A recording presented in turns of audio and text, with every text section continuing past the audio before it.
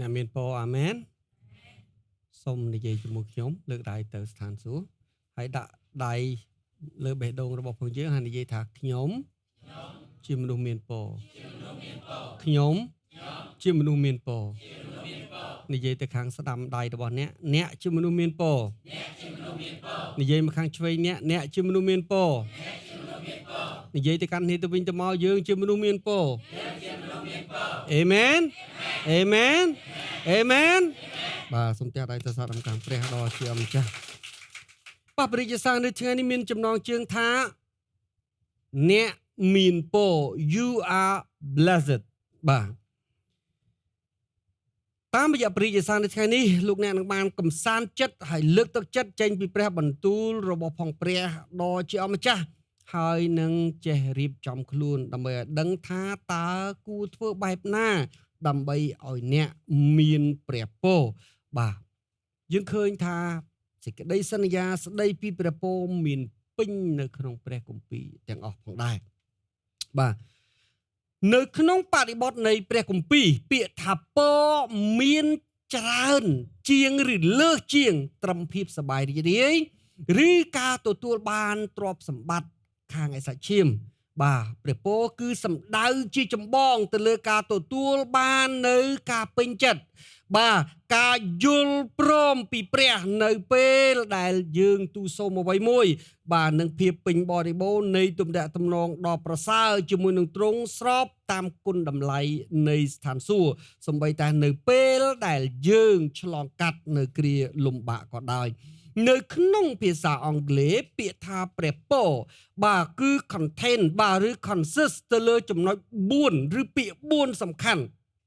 ទី1បាទព្រះពរគឺនិយាយអំពី God's favor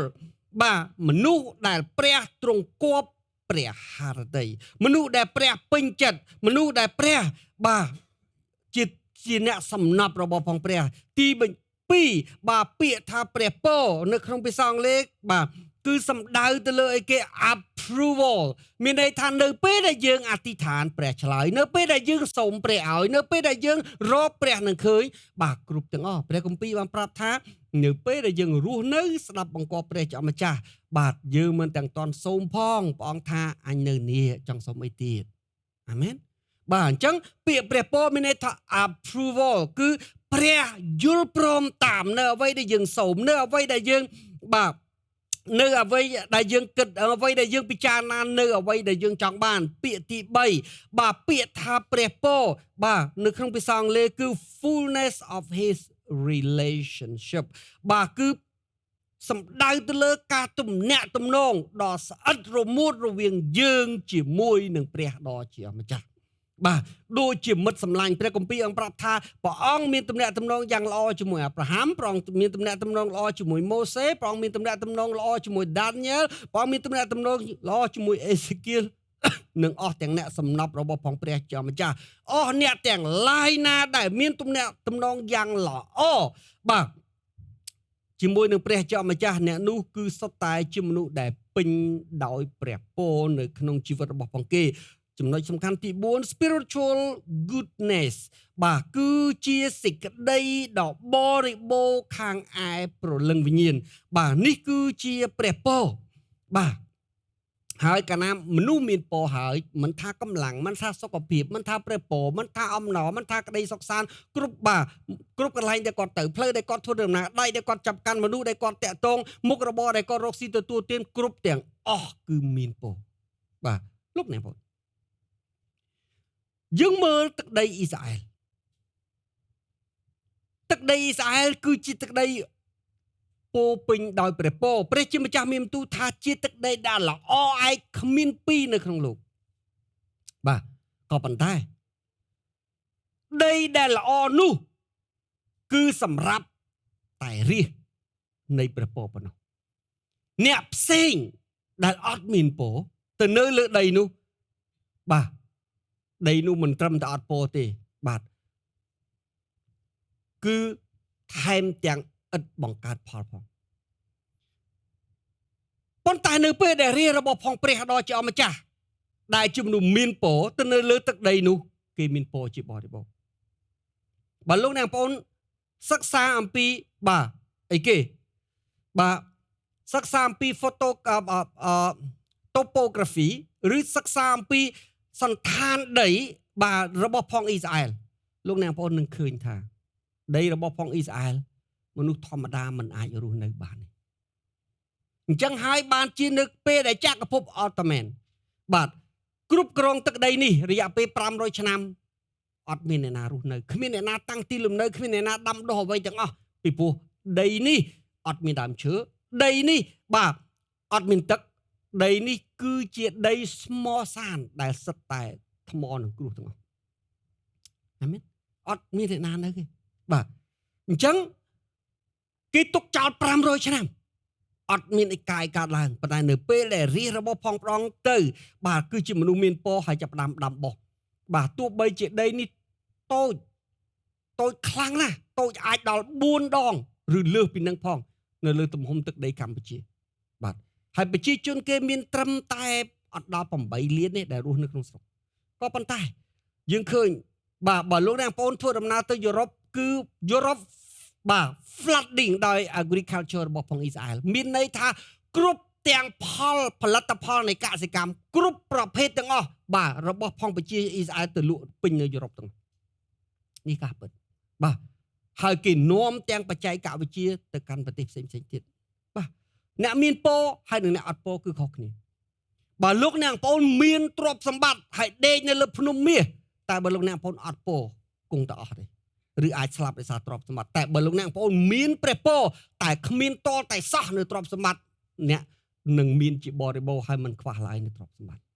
នេះជាការពិតព្រះពរគឺលើសអ្វីទាំងអស់វិសេសអស្ចារ្យបាទដែលគ្មានអ្នកណាអាចប្លន់ដែលគ្មានអ្នកណាអាចលួសបាទដែលគ្មានអ្នកណាអាចកំណត់ព្រំខណ្ឌឬវាស់ដីឲ្យលោកអ្នកបងប្អូនដើរបាន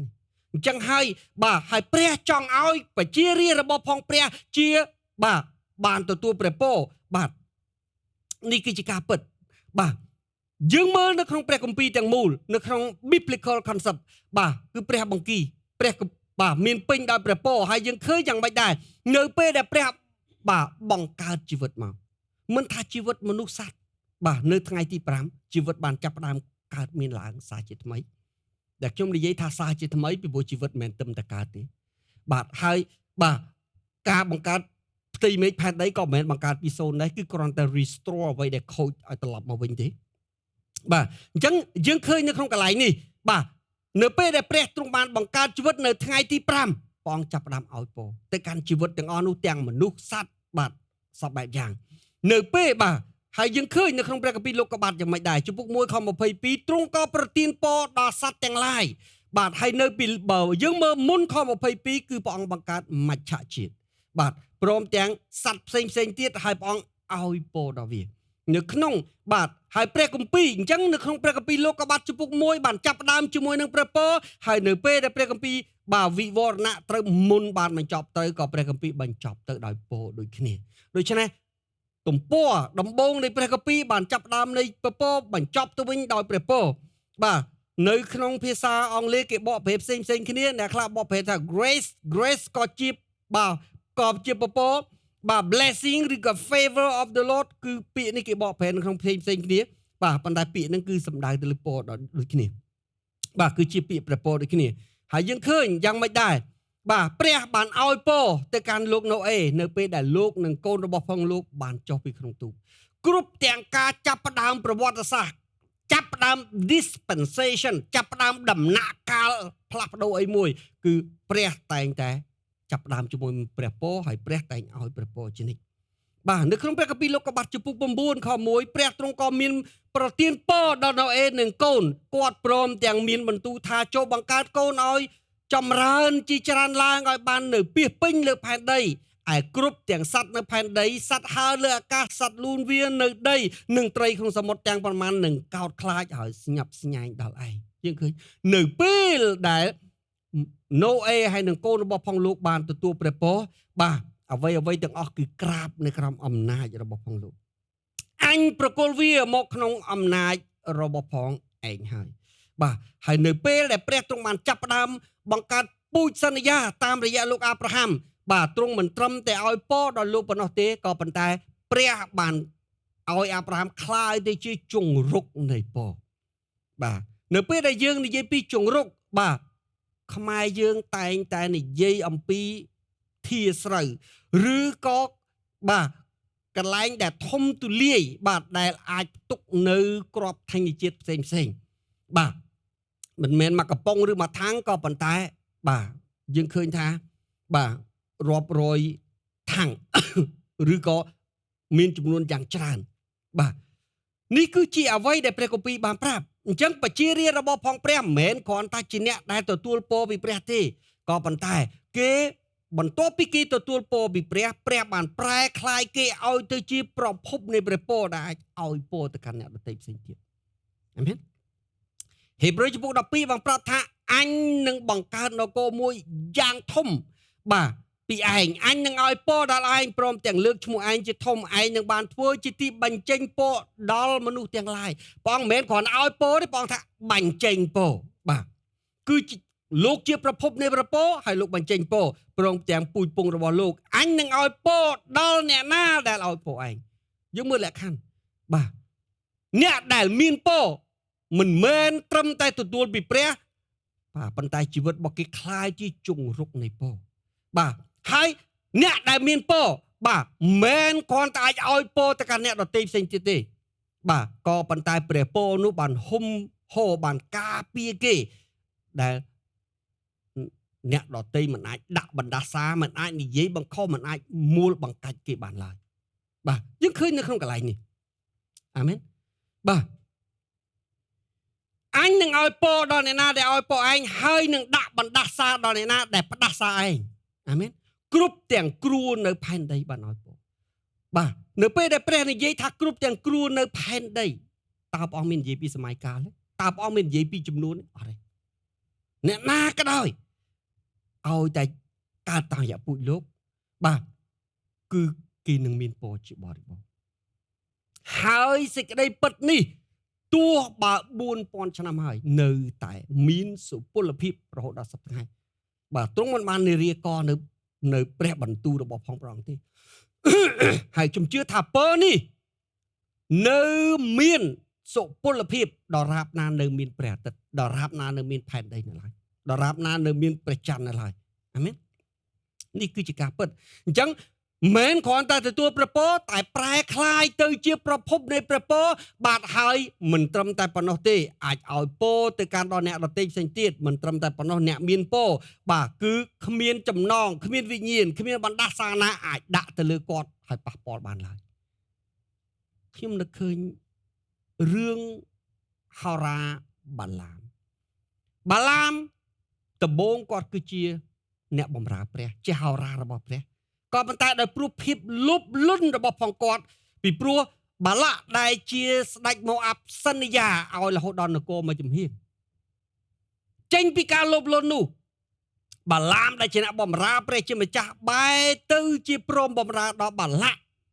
បាទហើយងាកមកដាក់ពរដល់រាជរបស់ផងព្រះដាក់បណ្ដាសាដល់រាជរបស់ផងព្រះក៏ប៉ុន្តែយ៉ាងម៉េចដែរដោយព្រោះតែពួកយ៉ាកុបគឺជាសាសដែលមានពរបានជាពរនោះមិនអាចដាក់ត្រូវគេបានឡើយនៅពេលដែលបាឡាមហាមាត់បាទដើម្បីនឹងដាក់ពរបាទភ្លាមនោះឯងរំពេចនោះឯងព្រះបដូរពាក្យគាត់ឲ្យទៅជាពរហាមាត់ដាក់ពរពាក្យខ្លាយជាពរនេះអំណាចនៃពរអាមែនអំណាចនៃពរបាទអញនឹងឲ្យពរដល់អ្នកណាដែលឲ្យពរឯងហើយនឹងដាក់ផ្ដាសាដល់អ្នកណាដែលផ្ដាសាឯងគ្រប់ទាំងគ្រួនៅផែនដីបានឲ្យពរបាទហើយពរនេះរហូតដល់ពេលបច្ចុប្បន្នបាទនៅក្នុងបច្ចុប្បន្ននេះអ៊ីស្រាអែលធ្វើសង្គ្រាមជាមួយនឹងប្រទេសជាច្រើនបាទហើយក៏មានអ្នកខ្លះបាទកាន់ជើងអ៊ីស្រាអែលក្នុងពេលអ្នកខ្លះកាន់ជើងជាមួយនឹងសត្រូវរបស់ផងអ៊ីស្រាអែលបាទហើយខ្ញុំចេះតែមើលការបញ្ចេញមតិយោបល់ទៅតាម Facebook បាទទៅតាមបាទ social media បាទហើយមានអ្នកខ្លះទៀតដែលគាត់អត់យល់ពីអ៊ីស្រាអែលអត់យល់រឿងរ៉ាវនៅក្នុងព្រះគម្ពីរអត់យល់ពីទំនាស់ពិតប្រាកដគាត់ជេរគាត់បន្តិចនៅពេលដែលខ្ញុំឃើញពាក្យទាំងអស់នោះខ្ញុំស្រើបមែនទែនបាទខ្ញុំស្ញើបដោយសារអីគេគាត់អត់យល់ថាគាត់កំពុងនិយាយអីគាត់អត់យល់ថាគាត់កំពុងតែដាក់បណ្ដាសាអ្នកណាបណ្ដាសានោះអត់អាចប៉ះពាល់អ៊ីស្រាអែលបានទេសូមចាំតែចិត្ត អ៊ីស្រាអែលគឺជារាជខាងសាច់ឈាមរបស់ព្រះបាទ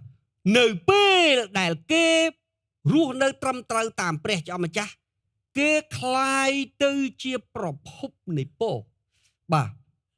តែនៅពេលដែលគេអត់ស្ដាប់បង្គាប់ព្រះជាអ្នកជំនុំជម្រះគេតែគ្មានអ្នកដទៃណាអាចជំនុំជម្រះគេបានឡើយទោះបីគេប្រព្រឹត្តបាបយ៉ាងណាក៏ដោយព្រះមិនអនុញ្ញាតឲ្យអ្នកដទៃទៅជំនុំជម្រះគេលើកលែងបាទតែនៅក្នុងព្រះបន្ទូលព្រះអង្គដែលព្រះអង្គប្រាប់ថាព្រះអង្គប្រើដៃអ្នកដទៃព្រិទ្ធិមចេះលោកអ្នកបងប្អូនសូជុលយើងអ្នកដែលមានកូនយើងដឹងថាកូនយើងបាទពេលខ្លះតែងធ្វើខុសបាទនៅពេលដែលវាធ្វើខុសយើងអាចនឹងនិយាយយើងអាចនឹងគួរតម្រង់ឬយើងអាចនឹងវាយវាព្រោះវាជាកូនយើងក៏ប៉ុន្តែយើងមិនដែលអនុញ្ញាតឲ្យអ្នកផ្សេងវាយយើងត្រូវយល់ចេះបាទមិនថាអ៊ីស្រាអែលមិនស្ដាប់បង្គាប់ព្រះយើងមានសិទ្ធិជេរមានសិទ្ធិបន្តិចរបស់គេហើយព្រះស្ដាប់ពាក្យបន្តិចផ្ដាសាយើងអត់ទេគេជាកូនខាងសាច់ឈាមរបស់ព្រះជាម្ចាស់បាទអាមែនបាទយើងមិនអាចប៉ះពាល់គេបានទេទុកឲ្យព្រះជាអ្នកដោះស្រាយជាមួយគេក៏ប៉ុន្តែយើងត្រូវរក្សាភាពបរិសុទ្ធរក្សាសេចក្តីសុចរិតហើយគិតត្រឹមត្រូវប្រព្រឹត្តត្រឹមត្រូវចំពោះគេលោកនេះសប្តាហ៍ថ្ងៃនេះអ៊ីស្រាអែលបានចូលរួមយ៉ាងខ្លាំងក្នុងការអភិវឌ្ឍពិភពលោកច្រើនណាស់ដែលលោកអ្នកបងប្អូនអត់ដឹងខ្ញុំឧទាហរណ៍មនុស្សគ្រប់គ្នាចូលចិត្ត selfie ប៉ុន្តែបើអត់មានបច្ចេកវិទ្យាពីអ៊ីស្រាអែលទេអត់មានកាមេរ៉ាហ្នឹងទេគ្រប់ទាំងកាមេរ៉ាទាំងអស់គឺអ៊ីស្រាអែលជាអ្នកធ្វើ software គ្រប់ទូរស័ព្ទ smartphone ទាំងអស់ smart TV ទាំងអស់សូម្បីតែ computer អ៊ីស្រាអែលជាអ្នកធ្វើទោះបីជាក្រោយមកគេលក់ license ឲ្យអ្នកផ្សេងតែអ៊ីស្រាអែលជាអ្នកធ្វើបាទហេតុដូច្នេះហើយបានជានៅពេលមានសង្គ្រាមមកដល់សត្រូវរបស់អ៊ីស្រាអែលខ្លាចក្នុងការប្រើទូរស័ព្ទហេតុអីពីព្រោះអ៊ីស្រាអែលអាច hack ទូរស័ព្ទអាចចូលក្នុងទូរស័ព្ទអាចធ្វើឲ្យទូរស័ព្ទផ្ទុះទៅជាគ្រាប់បែកបានដោយសារគេមកចាស់ software សំបីតែ walkie talkie ដែលយើងតែងតែនិយមថា iCom បាទវិទ្យុតាក់ទងហ្នឹងយើងមើលអត់មាន software អីច្រើនទេគ្រាន់តែវាមាន software គ្រាន់តែរ៉ាន់ឲ្យនឹងទទួលសំឡេងតែប៉ុណ្្នឹងតែអ៊ីស្រាអែលអាចធ្វើឲ្យវាคล้ายជាគ្រាប់បែកបានជាក់ស្ដែងផ្ទុះនៅលីបង់ធ្វើឲ្យមនុស្សខ្វាក់ភ្នែកធ្វើឲ្យមនុស្សរបួសធ្វើឲ្យមនុស្សស្លាប់ជាច្រើនដោយសារតែវិទ្យុតាក់ទងជាការពិតបច្ចេកវិទ្យាគេច្រើនណាស់បាទតាក់ទងនឹងអវកាសតាក់ទងនឹងគ្រប់បែបយ៉ាងតាក់ទងនឹងសុខាភិបាលតាក់ទងនឹងក្នុងគ្រប់ major ទាំងនេះគឺជាការរួមចំណែកដ៏ធំរបស់ផងអ៊ីស្រាអែលបាទសម្រាប់ពិភពលោកទាំងមូលបាទយើងអាចនឹងមិនសប្បាយចិត្តប៉ុន្តែយើងអាចហាមកដាក់បណ្ដាសាគេបាននេះពីព្រោះគេជាមនុស្សមានពរធម្មតាលោកអ្នកបងប្អូនតត្តភាពជាក់ស្ដែងណាថ្មវាល្មៀលពីខ្ពស់មកទៀតឯទឹកក៏វាហូរពីខ្ពស់មកទៀតដែរដូច្នេះខ្ពស់បើខ្ពស់តំណាងឲ្យពពកបាទអញ្ចឹងមានតនៈមានពរទេដែលដាក់បដាសាអ្នកផ្សេងតែអ្នកផ្សេងមិនអាចដាក់បដាសាគេបានទេអានឹងជាការពិតបាទហើយជាមួយគ្នាអស់អ្នកដែលទទួលព្រះអង្គជាម្ចាស់និងជាព្រះអង្គសង្គ្រោះដែលជាកូនខាងឯសេចក្តីជំនឿរបស់លោកអាប់រ៉ាហាំបាទនៅពេលដែលគេរស់នៅដែលស្រឡាញ់គោរពកោតខ្លាចហើយត្រឹមត្រូវចំពោះព្រះគេក៏ខ្លាយទៅជាគេក៏បានទទួលព្រះពរហើយគេក៏ខ្លាយទៅជង្រុកនៃពរបានដែរបាទយើងមើលព្រះបង្គាប់ម៉ូសេឲ្យប្រាប់ដល់អេរ៉ុននិងកូនលោកព្រមទាំងសង្ឃគ្រប់ចំនួនទាំងអស់ថាកុំភ្លេចឲ្យពរបាទទៅកាន់ប្រជារាស្ត្របាទនៅពេលដែលគេចូលមករកព្រះជាម្ចាស់ស្រឡាញ់ព្រះពរហើយចង់ឲ្យប្រជារាស្ត្រព្រះមានពរហើយព្រះអង្គផ្ដាំទៅកាន់អ្នកបម្រើព្រះកុំភ្លេចនៅពេលដែលគេចូលមករកព្រះដាច់ខាត់ទៅឲ្យពរគេត្រឡប់ទៅវិញបាទហើយលោកអ្នកបងប្អូនឮពរនោះរាល់ថ្ងៃឮពរនោះរាល់ថ្ងៃបាទយើងមិនត្រឹមតែឲ្យពរទេយើងច្រៀងទៀតហេតុអ្វីបានជាពេលដែលព្រះពន្លាស្រាប់តាចប់ហើយយើងនាំគ្នារាំយើងរាំបែបអ៊ីស្រាអែលមិនមែនដើម្បីស្រាប់ស្រាលទេបាទមិនមែនបន្ទាប់ពីថ្វាយបង្គំចប់បាទយើងលេងសប្បាយបែបលាទេក៏ប៉ុន្តែបទចម្រៀងនោះគឺជាបទចម្រៀងនៃពរនេះឯងបាទចម្រៀងនេះគឺគេយកខព្រះគម្ពីរនៃពរនេះមកច្រៀងហើយការចាប់ដៃគ្នាដើម្បីលោតជារង្វង់នៅជុំវិញគឺជាសញ្ញាដែលបង្ហាញប្រាប់ថាខ្ញុំពេញចិត្តនឹងព្រះពរខ្ញុំចង់បានព្រះពរបាទហើយខ្ញុំរួបរวมគ្នាដើម្បីទទួលព្រះពរនេះគឺជា symbolic បាទយើងឃើញព្រះ ទ្រង់បង្គាប់ម៉ូសេឲ្យប្រាប់ដល់អេរ៉ុននិងពួកកូនលោកអេរ៉ុនគឺជាសម្ដេចសង្ឃហើយនឹងកូនរបស់ផងលោកបាទជា symbolic អំពីសង្ឃគ្រប់ចំនួនទាំងអស់ត្រូវឲ្យឯងឲ្យពរដល់ពួកកូនចៅអ៊ីស្រាអែលព្រះជាម្ចាស់ប្រាប់ថាត្រូវឲ្យឯងឲ្យពរពីព្រោះសង្ឃគឺជាពូជបរិសុទ្ធដែលព្រះបានញែកចេញពីពូជអំបូរទាំង11ទៀតឲ្យឈរនៅដំណាក់ព្រះដើម្បីនឹងបាទបំរើព្រះឲ្យថ្វាយបង្គំដល់ព្រះជាម្ចាស់ហើយព្រះបាទយ៉ាងម៉េចដែរទុកព្រះពរនៅជាមួយគេដើម្បីឲ្យគេឲ្យទៅកាន់ប្រជារាស្ត្រប្រុសស្រីរបស់ផងព្រះអង្គអញ្ចឹងហើយបានជាព្រះជាម្ចាស់មានបន្ទូលថាម៉េចបាទព្រះជាម្ចាស់មានបន្ទូលថាឲ្យពរដល់ពួកកូនជាអ៊ីស្រាអែលដោយពាក្យថាអញ្ចឹងនៅក្នុងព្រះគម្ពីរជនកណីចំពុក6ខ22 23លោកអ្នកបងប្អូននឹងឃើញចេតនាច្បាស់លាស់របស់ផងព្រះថាព្រះមានប្រពរច្រើនណាស់ហើយព្រះអង្គចង់ឲ្យរាជរបស់ផងបងមានពរហើយព្រះអង្គបង្គាប់បាទឲ្យសង់ឲ្យពរទៅកាន់គេនេះគឺជាខព្រះគម្ពីរដែលយើងតែងតែឲ្យពរបាទមួយថ្ងៃ5ដងសាមពេលព្រឹកកម្មវិធី3 6 9ហើយកម្មវិធីនៅពេលយប់បាទនៅថ្ងៃអាទិត្យបទចម្រៀងដែលលោកអ្នកបងប្អូនច្រៀងនៅក្នុងការចាប់ផ្ដើមកម្មវិធីក្តីនៅក្នុងការបញ្ចប់កម្មវិធីក្តីសុទ្ធតែជាបទចម្រៀងបាទដែលនិពន្ធចេញពីព្រះគម្ពីរជនកណនីជំពូក6បាទហើយចុងបញ្ចប់យើងឲ្យពរទាំងជាភាសាខ្មែរហើយទាំងភាសាអ៊ីស្រាអែលទៀតបាទព្រះជាម្ចាស់មានទូលថាម៉េចសូមឲ្យព្រះយេហូវ៉ាប្រទានពរហើយរក្សាឯងណាសូមឲ្យព្រះយេហូវ៉ាធ្វើឲ្យព្រះភ័ក្ត្រទ្រង់ភ្លឺមកដល់ឯងព្រមទាំងផ្ដល់ព្រះគុណដល់ឯងផងសូមឲ្យព្រះយេហូវ៉ាងើបព្រះនេត្រទ្រង់បាទចំពោះឯងហើយប្រទានឯងបានសេចក្តីសុខខ27យ៉ាងដូចនេះដែលត្រូវដាក់ឈ្មោះអញបាទលើពួកកូនចៅអ៊ីស្រាអែលហើយអញនឹងឲ្យពរដល់គេអាមែនព្រះជាម្ចាស់មានបន្ទូលបាទនេះជាការពិតទំនុកដំកើងយើងឃើញយ៉ាងម៉េចដែរបាទជាបទព្រះគម្ពីរមួយដ៏វែងអន្លាយដែលមានជាង100ជំពូកក៏ប៉ុន្តែព្រះគម្ពីរនេះបានចាប់ផ្ដើមឡើងដោយបើកទំព័រចាប់តាំងពីជំពូក1ខ1ជាមួយនឹងពរតែម្ដងបាទអាមែនមានពរហើយដែលមិនដើរតាមដំបូន្មានរបស់មនុស្សអាក្រក់ក៏មិនឈរក្នុងផ្លូវរបស់មនុស្សមានបាបឬអង្គុយជាមួយនឹងមនុស្សដែលមើលងាយអ្នកនោះត្រេកអរតែនឹងក្រឹតវិន័យរបស់ព្រះក៏រំពឹងគិតទាំងយប់ទាំងថ្ងៃអ្នកនោះនឹងដូចជាដើមឈើដែលដុះនៅក្បែរទឹកដែលបង្កើតផលតាមរដូវកាលហើយស្លឹកក៏មិនចេះស្រពោនឯការអ្វីដែលនោះធ្វើនឹងចម្រើនឡើងបងថាម៉េចអ្នកមានពរការអ្វីដែលគេធ្វើការពាក្យការអ្វីគឺជា symbolic all activity all business បាទអាមែននឹងចម្រើនឡើងយើង care យើងថាអូចំនួននេះបាទរីកចម្រើនចំនួននេះមិនរីកចម្រើនចំនួននេះបាទចំនួននេះបាទមានគេចាប់អារម្មណ៍ចំនួននេះមិនមានគេចាប់អារម្មណ៍យើងអាចគិតអញ្ចឹងបានក៏ប៉ុន្តែទោះបីចំនួនលេខ1ក៏ដោយចំនួនបាទប្រភេទណាក៏ដោយបើអត់មានពរទេដាក់ទៅភ្លោកអលាយដាក់ទៅភ្លោកអលាយដូចអំបិលត្រូវទឹកអញ្ចឹងនេះគឺជាការពិតតែបើមានពរបាទអត់ស័ក្តិសមខ្ញុំឧទាហរណ៍អ្នកគ្រូឡើងមកលើបាទខ្ញុំនិយាយអំពីចំនួនភរិយាខ្ញុំធម្មតាចំនួនគាត់នៅសៀមរាបទេបាទ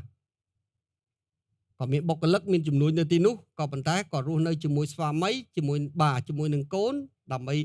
បាទនៅឯទីក្រុងភ្នំពេញហើយបម្រើព្រះក៏មិនដែលទៅខ្វល់ពីចំនួនគាត់ទេបាទមានអ្នកទទួលខុសត្រូវជំនួសបាទហើយមិនមែនជាចំនួនតូចពីព្រោះអីគេបុគ្គលិកជាងមានលឹងជាង20នាក់មិនមែនជាចំនួនតែតូចទេនៅភ្នំពេញបាទក្រៅពីមើលប្តីរាល់ថ្ងៃហ្នឹងមែនទេមើលកូនបាទហើយគាត់អបសុខអញ្ចឹងក្រៅតែពីស្ដាប់ព្រះបន្ទូលរបស់ផងព្រះពេលខ្លះគាត់សម្រាកដល់សម្រាកយូរទៅវាឡើងគីឡូអញ្ចឹងគាត់ចាប់ផ្ដើមអង្គុយកាច់ផ្កាជំនាញគាត់មួយទៀតគឺកាច់ផ្កាឬក៏ប៉ាក់រូបប៉ុន្តែដោយសារយើងខ្លាចល្ងើតខ្លាចមកញោបអញ្ចឹងគាត់កាច់ផ្កាកាច់ចុះកាច់ឡើងក្រិនទាំងអស់តាមកាច់លេងនេះកាច់ដាក់ពេញផ្ទះហ្នឹងឯងបាទ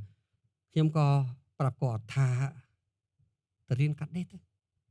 បាទកាត់គ្រាន់តែស្លៀកពាក់ខ្លួនឯងបាទ ឲ្យស្អាតមកថ្ងៃអាទិត្យ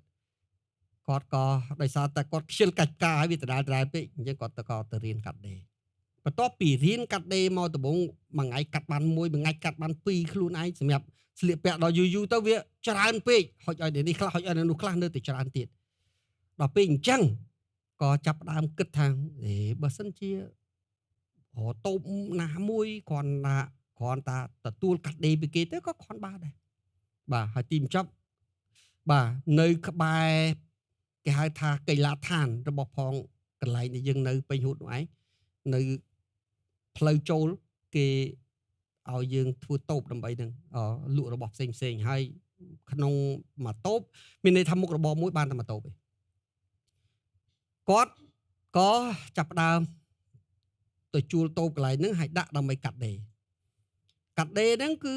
គាត់មិនខ្វល់ទេអ្នកណាមកកាត់ឬអ្នកណាមកមិនកាត់គឺគាត់កាត់ស្លៀកពាក់ខ្លួនឯងគាត់ដាក់ទូមើលថ្វាយអង្គមព្រះហ្នឹងទៅឲ្យតចេញពីផ្ទះទៅមើលឃើញគេឃើញឯងទៅព្រោះតូបគាត់កញ្ចក់ក៏ប៉ុន្តែយើង unexpect មានន័យថាពេលដែលយើងទៅដាក់នៅកន្លែងនេះយើងអត់គិតអីទាំងអស់អ្នកណាមកក៏មកអ្នកណាមិនមកក៏ហីបាទយើងអត់គិតថាវាមុខរបរនឹងវាដើរទេក៏ប៉ុន្តែធៀបពិតមកដល់សប្តាហ៍ថ្ងៃនេះមុខរបរដែលសាមញ្ញមួយនេះអាចចំប្តីអាចចំកូនអាចបង់ថ្លៃទឹកថ្លៃភ្លើងថ្លៃសាលាមកគ្រប់គ្រាន់សម្រាប់ការរស់នៅ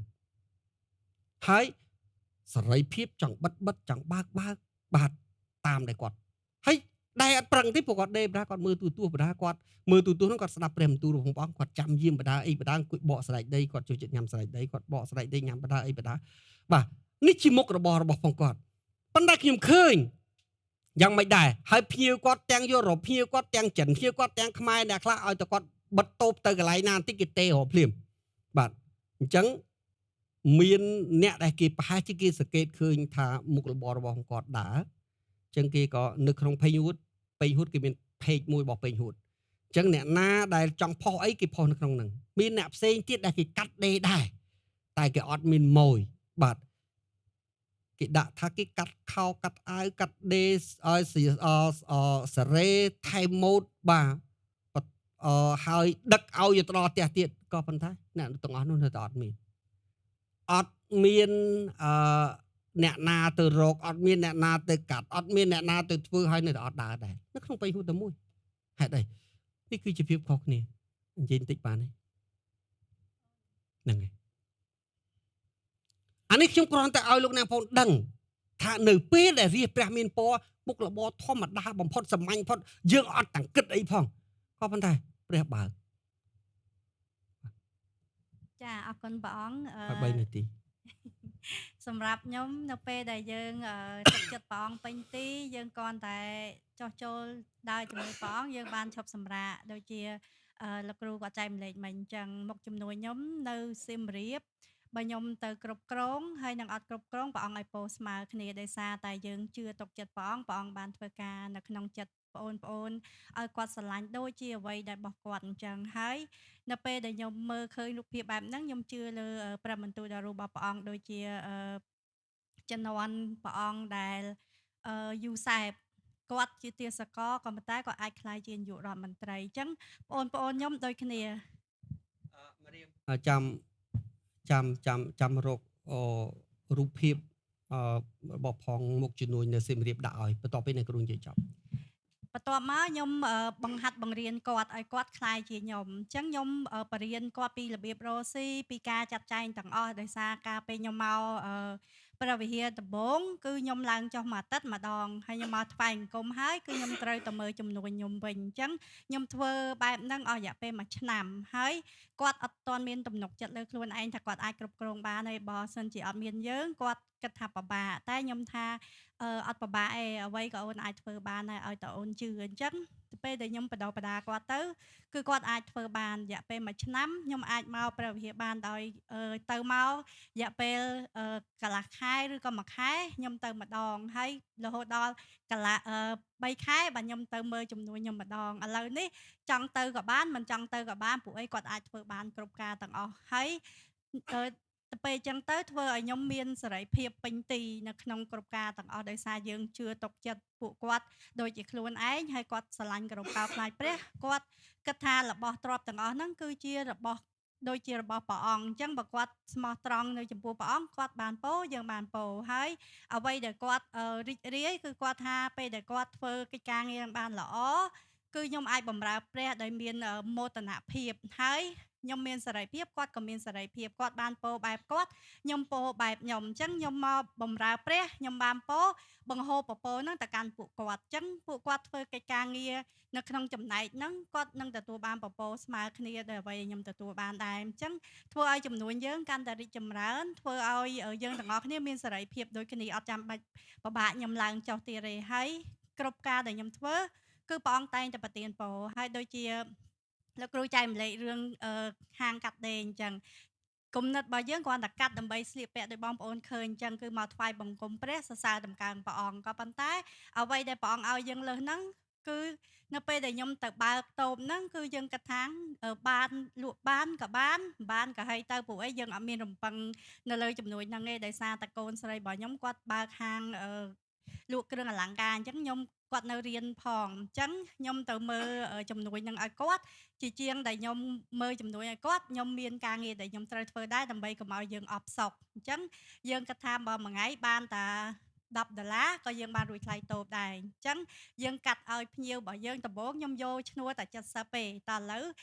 ដោយសារតែយើងដេរទៅស្អាតហើយតម្លៃហ្នឹងគឺវាទាបបំផុតអញ្ចឹងនៅពេលយើងមានម៉ូយហើយឥឡូវយើងឡើងដល់100អញ្ចឹងគ្រាន់តែមួយឈុតខ្ញុំបានឈ្នួល100ហើយ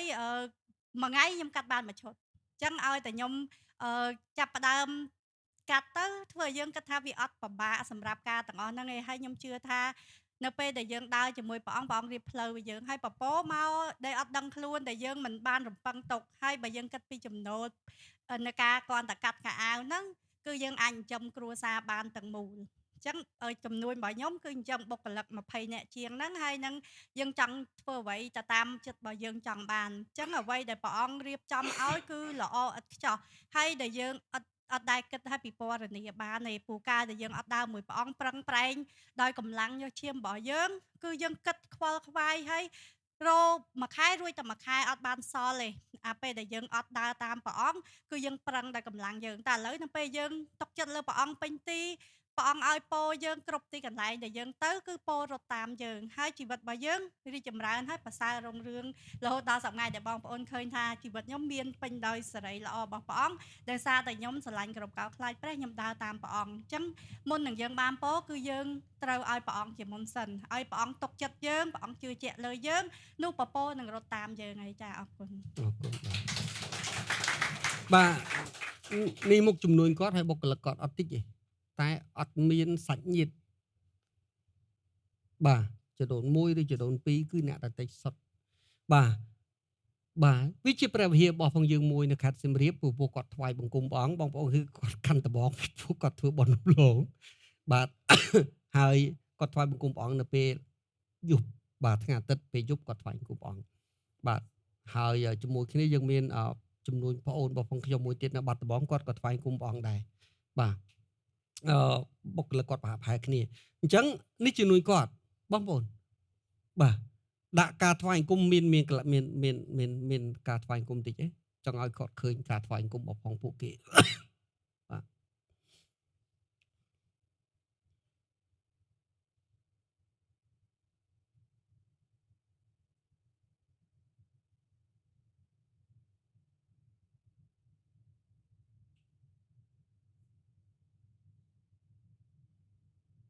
បាទយើងនិយាយដើមគេតាមពិតគេពងមើលយើងដែរ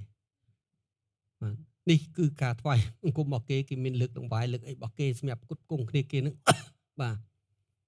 អត់មានសកម្មភាពទេបាទអត់តិចទេមែនទេ20នាក់ជាងណាអូខេប៉ុណ្្នឹងចោះអ្វីដែលខ្ញុំនិយាយតាក់ទងរឿងពរអាមែនបាទតាក់ទងរឿងព្រះពរនៅពេលដែលយើងមានពរបាទគឺថាអ្វីគ្រប់យ៉ាងព្រះជាអ្នកពង្រៀបព្រះជាអ្នកធ្វើព្រះជាអ្នកជ្រោយដីដាក់ជីព្រះជាអ្នកឃុំគ្រងសពបែបយ៉ាងបាទនេះជាអ្នកមានពរបាទតាមលើចា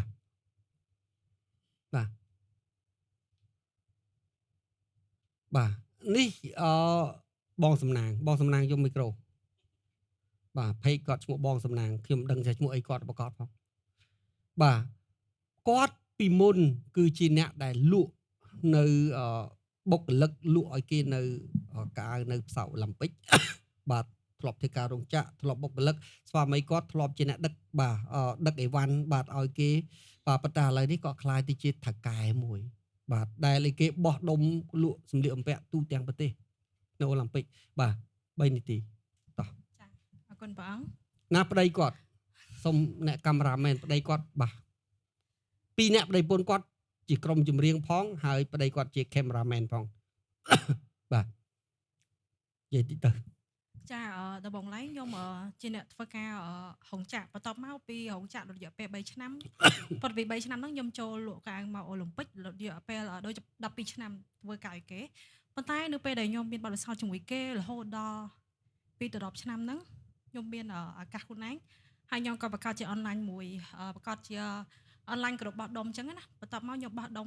25កែក្រុងហ្នឹងខ្ញុំមានមួយច្រើនបន្ទាប់មកខ្ញុំក៏ចាប់ផ្ដើមជោគជ័យរយៈពេល4ឆ្នាំ ខ្ញុំនឹងមានលុយដើម្បីការជាវិកម្មខ្លួនឯងហើយមួយខ្ញុំនិយាយរំទៅជួលតូបដែលខ្ញុំជួលគេហ្នឹងមួយខែ200ប៉ុន្តែមួយខ្ញុំច្រើនមែនតើហើយខ្ញុំទៅលក់បានមួយឆ្នាំហ្នឹងជាងទៀតទេដោយសារខ្ញុំបង្កើតខ្លួនឯងហ្នឹងខ្ញុំមានមួយល្អៗមកជួយទិញគ្រប់ត្រច្រើនហើយអ្នកខេតចូលមកពេញចិត្តយើងហ្មងដោយសារតំបន់នេះពីដំបងឡៃអត់ដូចលោកគ្រូនិយាយមិនអញ្ចឹងអត់មានអ្នកដើរទេតំបន់កន្លែងខ្ញុំដើរហ្នឹងគេមកប៉ែកហ្នឹងគឺគេដូចថាកន្លែងហ្នឹងអត់មានអ្នកដើរមកទិញទេប៉ុន្តែចាប់តាំងពីពេលខ្ញុំជួបព្រះហើយចុះចូលតាមព្រះអង្គមករហូតដល់ខ្ញុំបើកតូបកន្លែងហ្នឹងណាអ្នកគ្រប់ត្រមកច្រើនមែនតើហើយគេថាផ្លូវនេះឥឡូវរស់មែនអត់មានងាប់ទៀតទេពីមុនគេនិយាយថាផ្លូវងាប់អញ្ចឹងអត់មានអ្នកដើរបន្ទាប់ពីខ្ញុំឈានចូលមកដល់កន្លែងខ្ញុំលក់កន្លែងហ្នឹងមកបងប្អូនដឹងមិនអត់មករឿងមកច្រើនតែម្ដងហើយផ្លូវដែលរស់គេថាមុនផ្លូវរស់មុនហ្នឹងស្កាត់ដោយឆង់ប៉ុន្តែ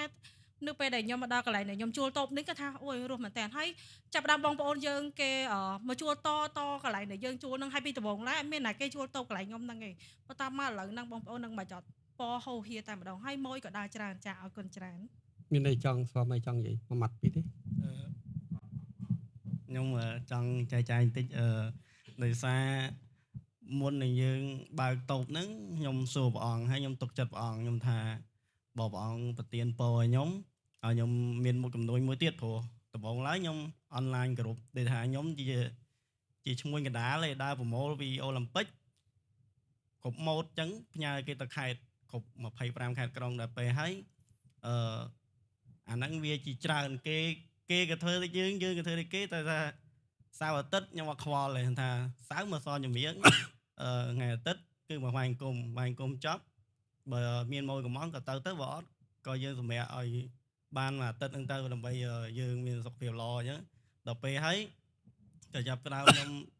សួរបងសួរទៀតហើយប្រពន្ធខ្ញុំជឿថាដាក់មកទៅស្រែលុយស្រែកាក់ដាក់អវ៉ាន់ជួតុបមកខ្ញុំថាអត់តទេសុំព្រះអង្គសិនចាំដល់ពេល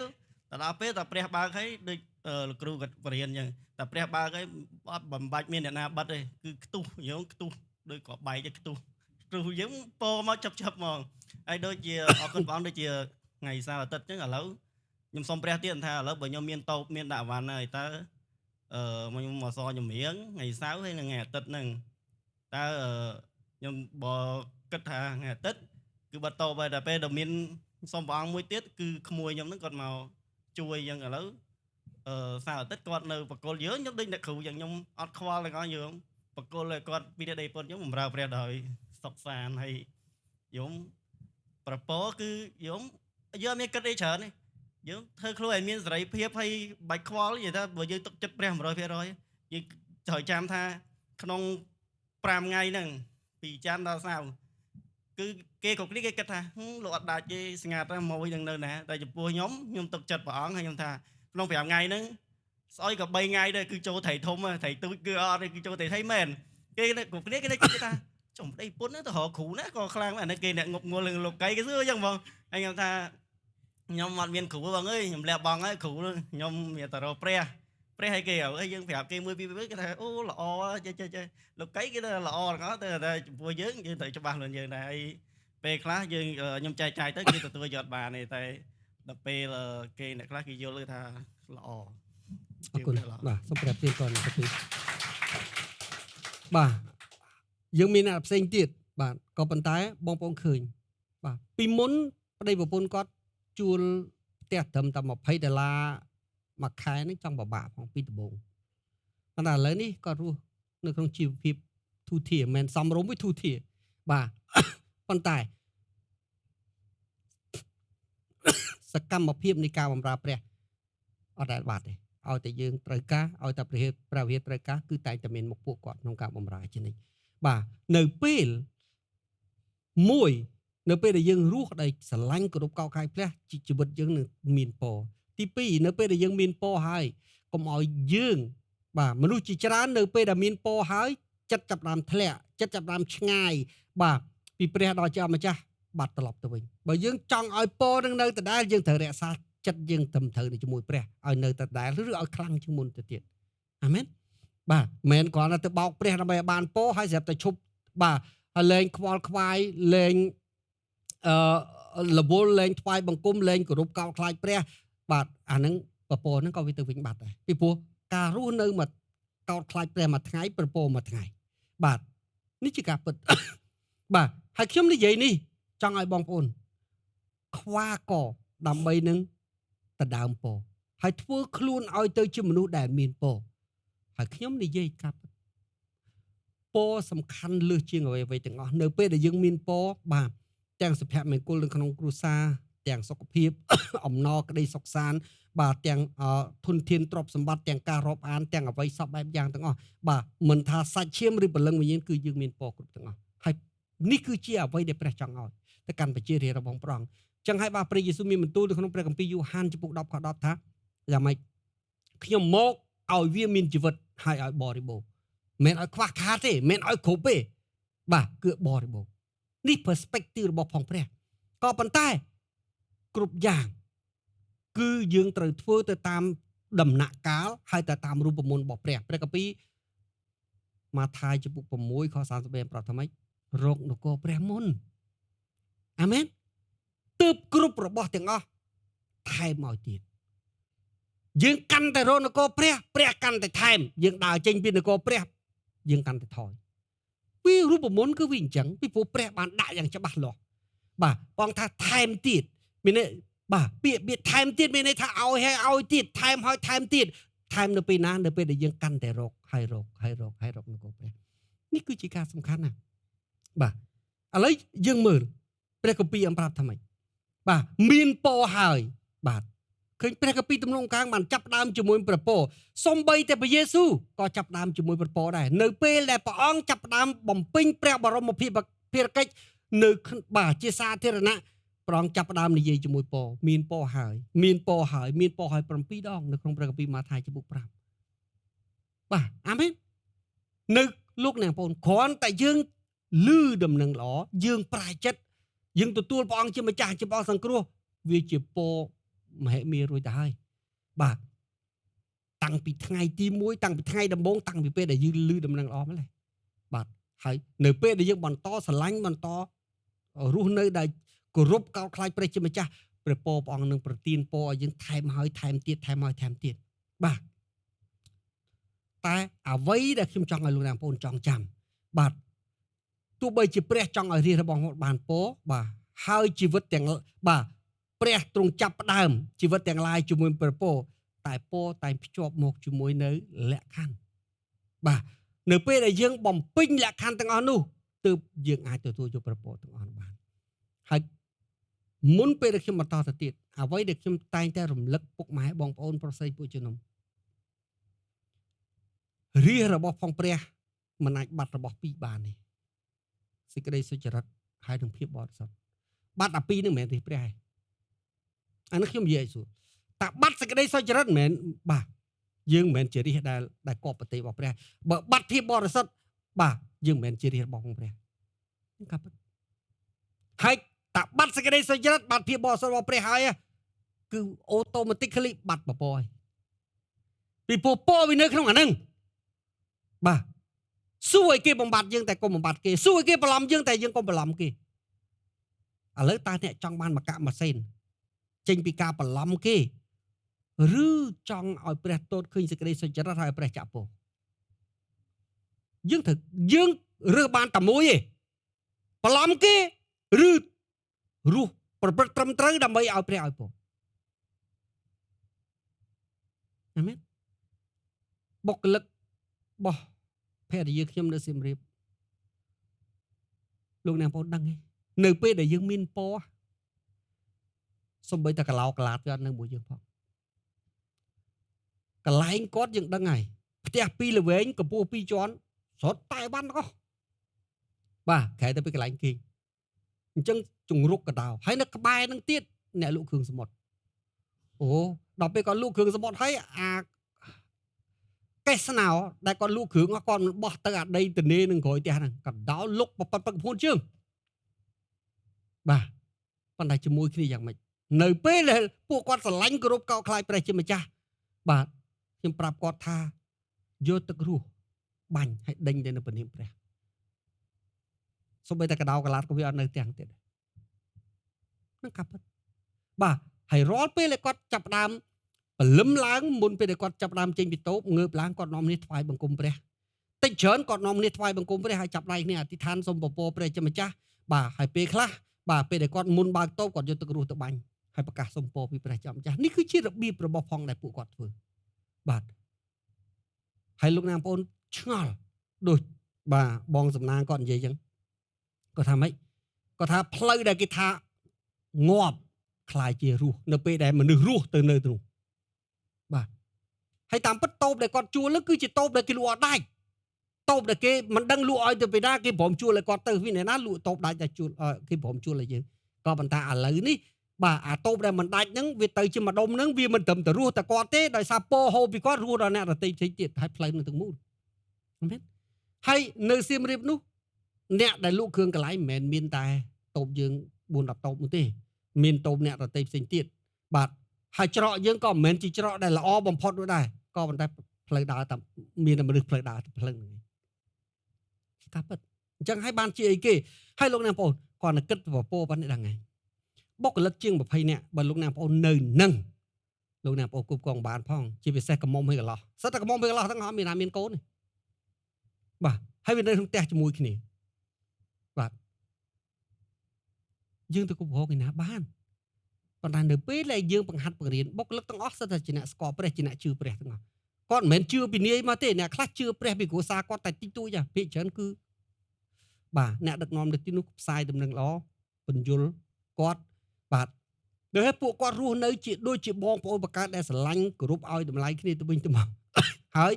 អ្នកដឹកនាំគាត់នៅកន្លែងនោះគឺជាគ្រូបង្រៀនរបស់គាត់បាទដែលមើលថែបលឹងរបស់គាត់នាំគាត់ថ្វាយបង្គំផងនាំគាត់ធ្វើសង្គ្រាមខាងវិញ្ញាណសពបែបសពយ៉ាងគាត់រស់នៅដោយសុខសាន្តជាមួយគ្នាដូចខ្ញុំបានជម្រាបមិញហើយជម្រាបម្ដងទៀតអត់មានសាច់ញាតិយើងម្នាក់សំបីតែសាច់ឆ្ងាយអត់មានទេ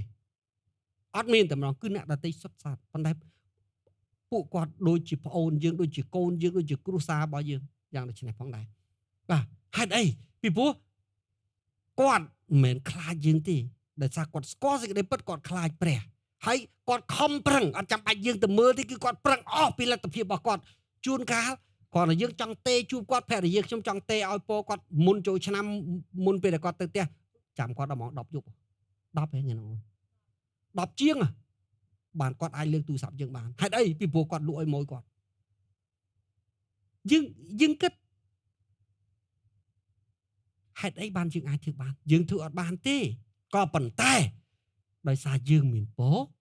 បាទព្រះជាអ្នកធ្វើការនៅជំនួសយើងគ្រាន់តែប៉ុណ្្នឹងយើងដឹងថាបាទយើងរួចបន្ទុកជាច្រើនបាត់ហើយនេះការពិត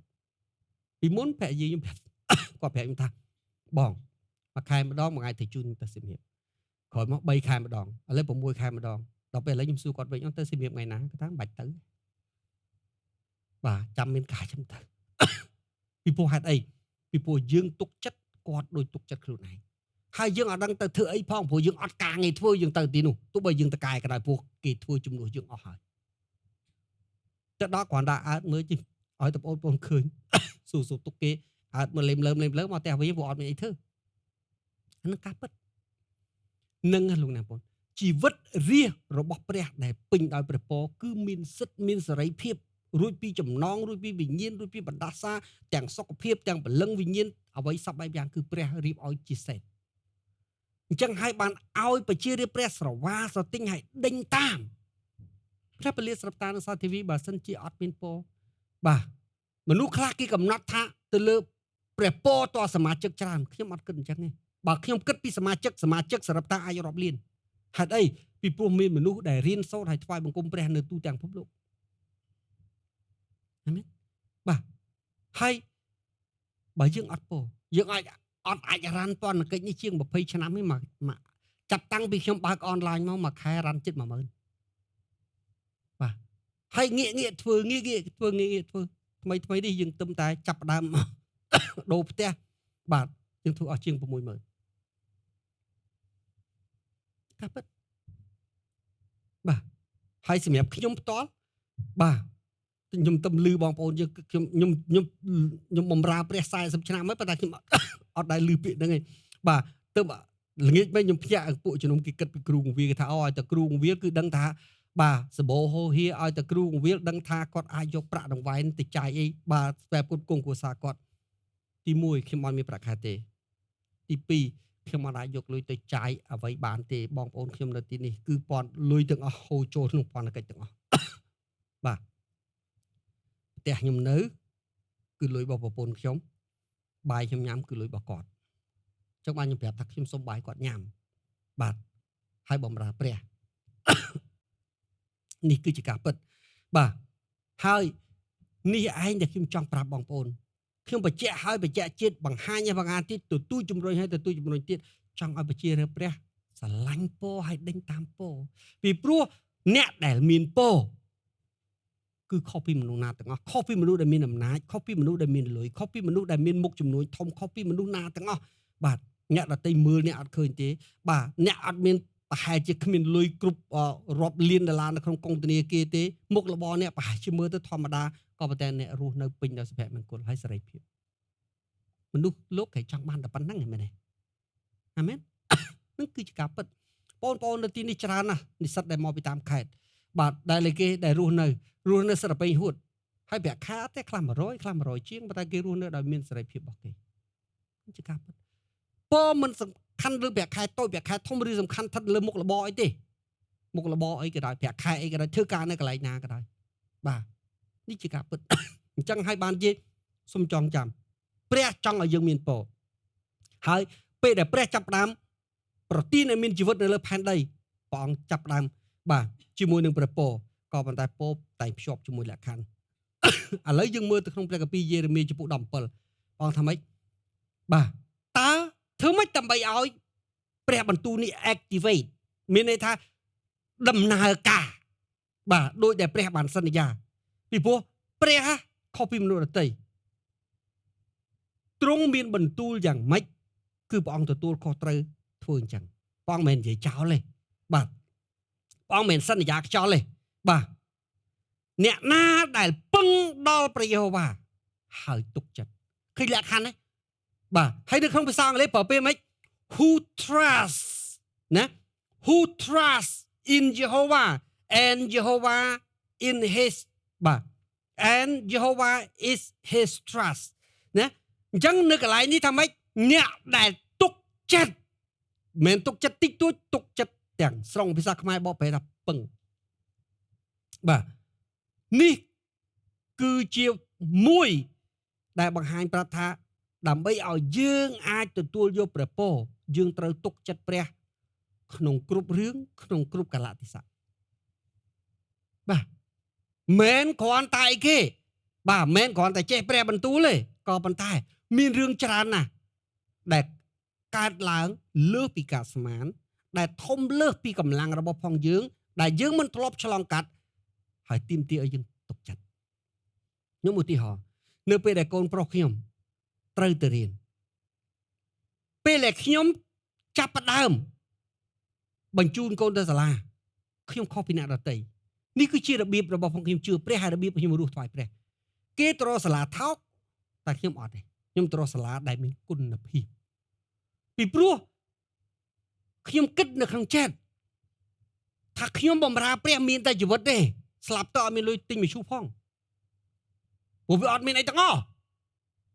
អានេះខ្ញុំនិយាយស្រួលស្ដាប់បាទប៉ុន្តែអញ្ចឹងចុះកូនរបស់ផងខ្ញុំតើគេប្រឈមមុខនៅក្នុងការរស់ក្នុងសង្គមយ៉ាងម៉េចបាទនៅពេលដែលគេធំឡើងគេត្រូវរស់នៅដោយមានចំណេះដឹងហើយមិនមែនចំណេះដឹងដែលបានសញ្ញាបត្រទេចំណេះដឹងពិតដើម្បីឲ្យបានចំណេះដឹងពិតគេត្រូវសាលាដែលមានគុណភាពអញ្ចឹងហើយបានជាអីគេបានជានៅពេលដែលខ្ញុំរកសាលាដែលល្អសាលាដែលមានគុណភាពដែលអាចផ្ដល់ចំណេះដឹងពិតប្រាកដការអប់រំពិតប្រាកដសួរថាលោកគ្រូឯងរកសាលាដែលល្អហ្នឹងគ្រូឯងមានលុយទេអត់ទេបើនិយាយពីកុងធនាគារបើនិយាយពី bank account 0ក៏ប៉ុន្តែរក the best ហេតុអីពីព្រោះសម្រាប់ខ្ញុំបាទអ្វីដែលគិតនៅក្នុងខ្ញុំទី1ខ្ញុំថាខ្ញុំជាអ្នកបម្រើព្រះជាម្ចាស់ដូច្នេះព្រះត្រូវតែទទួលទៅកូនខ្ញុំទី2ខ្ញុំរកសាលាដែលល្អដើម្បីឲ្យកូនខ្ញុំមានចំណេះអត់ខុសនឹងបហាតីព្រះហើយពីព្រោះព្រះអង្គបជារាព្រះត្រូវតែបជារាដែលមានគុណភាពបាទហើយខ្ញុំជឿទៅលើការផ្គត់ផ្គង់របស់ព្រះបាទហើយខ្ញុំជឿអញ្ចឹងខ្ញុំរស់អញ្ចឹងជួនកាលយើងប្រមូលលុយអស់ពីខ្លួនសំបីលុយទិញបាយក៏អត់មានញ៉ាំដែរយកទៅបង់សាលាកូនពេលដែលយើងដើរទៅដល់គេបង់បាត់ហើយឆ្នាំហ្នឹងអត់ដឹងណាទេច្រើនដងដែលមានអ្នកបង់ឲ្យយើងដែលយើងអត់ដឹងថាអ្នកណាជាអ្នកបង់របៀបដូចគ្នានៅពេលដែលកូនខ្ញុំត្រូវបញ្ជូនទៅរៀនអូស្ត្រាលីយើងត្រូវការ20,000សម្រាប់ការរៀន4ឆ្នាំយើងក៏អត់មានលុយដែរពីច្រើនណាស់បាទក៏ប៉ុន្តែគាត់ទៅហើយឥឡូវគាត់មកវិញហើយឥឡូវគាត់រៀនបាទនៅបាទចិត្តចប់មនុស្សបណ្ឌិតទៀតហើយគាត់រៀនសាលាណា Demon Ford ជាសាលារបស់ចក្រភពអង់គ្លេសដែលមកបើកផ្ទាល់នៅក្នុងស្រុកខ្មែរនៅកោះពេជ្រហើយគាត់នឹងបន្តរៀនយកបណ្ឌិតទៀតបាទអ្វីដែលខ្ញុំចង់និយាយបងប្អូនណាជំនឿបងប្អូនមិនមែនគ្រាន់ជាពាក្យទេ concept ការគិតរបៀបរស់នៅហើយខ្ញុំនិយាយនេះមិនមែនព្រះខ្ញុំហើយនឹងព្រះបងប្អូនពីរផ្សេងគ្នាទេព្រះតែមួយហើយខ្ញុំនិយាយនេះមិនមែនមានន័យខ្ញុំមានពរបងប្អូនអត់ពរទេខ្ញុំអត់និយាយចឹងទេយើងមានពរនិយាយជាមួយខ្ញុំយើងមានពរគ្រប់គ្នាជាកូនព្រះគឺមានពរដូចគ្នាស្មើគ្នាបាទក៏ប៉ុន្តែវាស្ថិតនៅលើការគិតរបស់ផងយើងហើយខ្ញុំបាននិយាយថានៅទីនេះមិនគ្រាន់តែអធិប្បាយទីទ្រឹស្ដីទេតកតងដំណើរជីវិតរស់នៅគឺយើងសហយើងលោយើងលបងយើងដើរទៅមុនបងប្អូនហើយដើម្បីបញ្ជាក់ប្រាប់បងប្អូនថាអាចទុកចិត្តបានតែពិតបាទអានេះគឺជាអ្វីដែលខ្ញុំចង់ជម្រាបហើយជម្រាបទៀតជម្រាបហើយព្រះមានទ្រព្យសម្បត្តិជាបរិបូរណ៍អត់ខ្វះអីទេប៉ុន្តែកូនព្រះត្រូវរស់នៅឲ្យសុចរិតកូនព្រះត្រូវរស់នៅឲ្យបរិសុទ្ធកូនព្រះត្រូវរស់នៅហើយយកបេះដូងព្រះបានតួនាទីរបស់យើងគឺរិះរងមធ្យោគ្រប់បែបយ៉ាងធ្វើម៉េចយកបេះដូងព្រះបានអានេះជាតួនាទីរបស់រាហើយអ្នកត្រូវប្រើគ្រប់វិធីដើម្បីនឹងធ្វើម៉េចទិញបេះដូងព្រះបានហើយដើម្បីទិញព្រះបេះដូងព្រះបានរស់នៅក្នុងជីវិតសុចរិតរស់នៅជីវិតបរិសុទ្ធប្រព្រឹត្តតាមគ្រប់ទាំងព្រះបន្ទូលព្រះអង្គអ្វីដែលព្រះហាមលះចោលទាំងអស់អ្វីដែលព្រះមិនឲ្យធ្វើកុំធ្វើអាហ្នឹងឲ្យទិញបេះដូងព្រះអត់មានអីពិបាកទេកាពីហាមកុំធ្វើចប់បើធ្វើម្ដងហើយសុំព្រះជួយឲ្យព្រះអង្គដោះម្ដងទៀតប្រឹងដេញតាមប្រឹងរស់តាមរយៈព្រះបន្ទូលของព្រះអង្គពេលនឹងអ្នកនឹងคลายទៅជាមនុស្សមួយដែលពេញដោយព្រះពរបាទហើយនៅពេលដែលជីវិតអ្នកคลายទៅជាព្រះពរហើយព្រះពរមិនមែនគ្រាន់ហូរជីវិតអ្នកคลายទៅជាជង្រុកនៃពរដែលអាចឲ្យពរអ្នកដទៃទៀតហើយខ្ញុំនិយាយហើយនិយាយទៀតខ្ញុំមិនមែនគ្រាន់តែនិយាយទ្រឹស្ដីទេខ្ញុំឆ្លងកាត់យោបាទនោះមើលមានអីចង់និយាយពីប្រមាណទេ នេះបាទកូនប្រុសសង្ហារបស់ខ្ញុំមកយកមីក្រូមកឥឡូវមានអីចែកចាយពីជីវិតកូនតិចមើល និយាយព្រះដាក់ប៉ប៉ះប៉ះនិយាយហ្នឹង បាទជម្រាបសួរបងប្អូនទាំងអស់គ្នានិយាយទៅជីវិតខ្ញុំតាំងពីទូចមកគឺយើងរស់ថ្វាយព្រះអង្គតាំងពីខ្ញុំស្គាល់ព្រះអង្គមកគឺត្រង់ទៅក្ររហូតគេហៅថាបើនិយាយពីស៊ូបួរទៅគឺលហាហ្មងដែលមានអីប៉ុន្តែជីវិតខ្ញុំតាំងពីដើមខ្ញុំអត់ដែលបារម្ភពេលខ្លះគេហៅថាធម្មតាយើងអត់មានអីអញ្ចឹងគេហៅថាអ្វីល្អដែលយើងក៏គ្មានម្ហូបអាហារពេលខ្លះយើងចង់ញ៉ាំអីក៏អត់មានប៉ុន្តែតាំងពីទូចមកខ្ញុំរស់នៅខ្ញុំមានអារម្មណ៍ថាឲ្យតែខ្ញុំមានព្រះខ្ញុំមានអ្វីគ្រប់ទាំងអស់ខ្ញុំមានអារម្មណ៍ថាក្នុងពេលដែលខ្ញុំអត់អីក៏ដោយខ្ញុំមានអារម្មណ៍ថាមករំពេចភ្នែកហ្នឹងព្រះអាចឲ្យអីខ្ញុំក៏បានដែរអញ្ចឹងជីវិតខ្ញុំរស់គេហៅថាខ្ញុំអត់ដែលខ្វល់ខ្ញុំប្រាប់ថាបើអង្គចង់ខ្ញុំស្លាប់បើអង្គចង់ខ្ញុំទៅបើអង្គចង់មកឲ្យខ្ញុំទៅអញ្ចឹងឧទាហរណ៍ដូចពេលខ្ញុំរៀនចប់ទី12អញ្ចឹងប៉ាប្រាប់ថាពឹបកូនយើងរៀបចំព្រោះព្រះប្រាប់ថាឲ្យយើងទៅអូស្ត្រាលីពេលហ្នឹងខ្ញុំអត់មានអារម្មណ៍ថាឆ្ងល់ទៅមិនកើតអីតែខ្ញុំថាអត់អីបើថាមកព្រះអង្គខ្ញុំធ្វើខ្ញុំរកសាលាដែលល្អបំផុតនៅអូស្ត្រាលីខ្ញុំអ្នករកខ្លួនឯងស្រាវជ្រាវខ្លួនឯងខ្ញុំដាក់តាណាល្អមុនដំបូងរកឃើញសាលាមួយនៅ Victoria នៅ Melbourne ខ្ញុំដាក់នឹងគិតថាល្អពងតែដាក់ពឹបឃើញសាលាល្អចឹងដកពីហ្នឹងដាក់តែល្អមួយទៀតហើយអសូវដូចខ្លួនឯងមានលុយចឹងអត់ខ្វល់ធ្វើដាក់ទៅដល់ពិនិត្យសុខភាពធ្វើរៀបឯកសារពឹបដល់បងលុយអត់ខ្វល់ទៀតគេទាទៅចាំដល់ deadline បើថា deadline បើអត់មានលុយទេប្រាប់គេថាខ្ញុំអត់ទៅវិញខ្ញុំទៅអត់បាន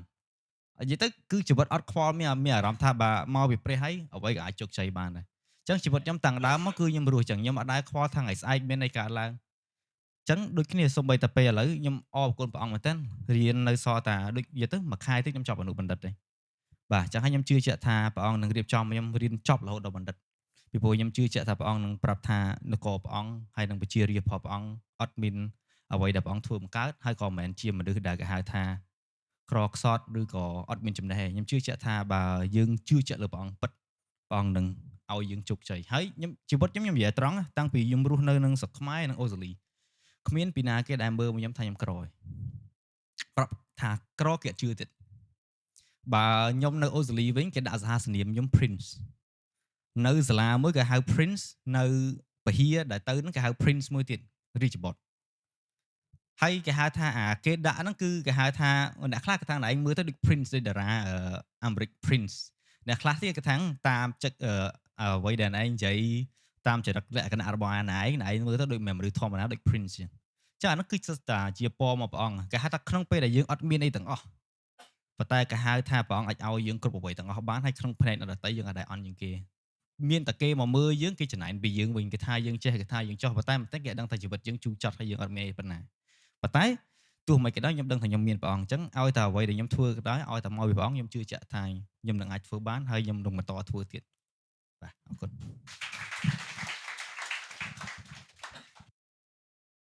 ព្រោះដែលកោតខ្លាចព្រះជាម្ចាស់មិនមែនយើងមានពរភ្លាមទេតែចាំណាព្រះតេះឲ្យតេះទៀតតេះឲ្យទៀតទៅចង់ជាប់បាទនៅពេលដែលខ្ញុំចាប់ផ្ដើមបម្រើព្រះអង្គដំបូងខ្ញុំទៅអធិដ្ឋាននៅពហិម៉ោង5ខ្ញុំងើបមក3រត់បន្តទៅអាហ្នឹងខ្ញុំនិយាយប្រវត្តិម៉ោង5ខ្ញុំទៅបាទពេលខ្លះទៀតយមងដាក់តាមលូទឹកដើម្បីយកត្រីឲ្យកូនញ៉ាំពេលខ្លះដល់ម៉ោងញ៉ាំបាយហើយ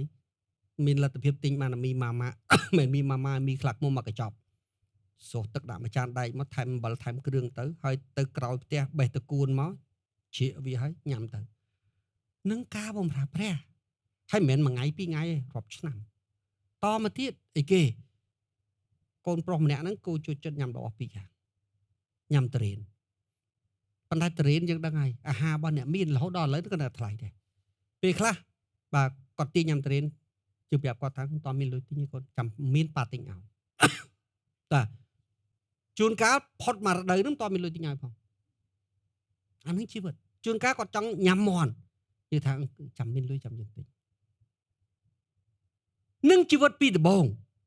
ជីវិតនៃការបម្រើព្រះពីដំបូងមកបាទរហូតប៉ុន្តែយើងនៅតែដេញតាមយើងនៅតែជឿយើងនៅតែបម្រើយើងនៅតែតស៊ូបាទនៅពេលដែលព្រះឃើញយើងជឿនៅពេលដែលព្រះឃើញយើងត្រង់ស្មោះនៅពេលដែលព្រះឃើញយើងគោរពស្ដាប់បង្គាប់ព្រះយើងអត់ងាកឆ្វេងយើងអត់ងាកស្ដាំយើងរត់ទៅផ្លូវត្រង់និយាយចំជឿព្រះងាប់ចោលដល់ពេលទីបញ្ចប់ពេលដែលព្រះទុកចិត្ត អង្គប្រទានពរណាហើយសាលាដែលគាត់នៅអូស្ត្រាលីជាសាលាដែលធំមានរាប់រយសាកលវិទ្យាល័យក្នុងសាកលវិទ្យាល័យតែមួយមានរាប់រយមហាវិទ្យាល័យក្នុងសាកលវិទ្យាល័យតែមួយ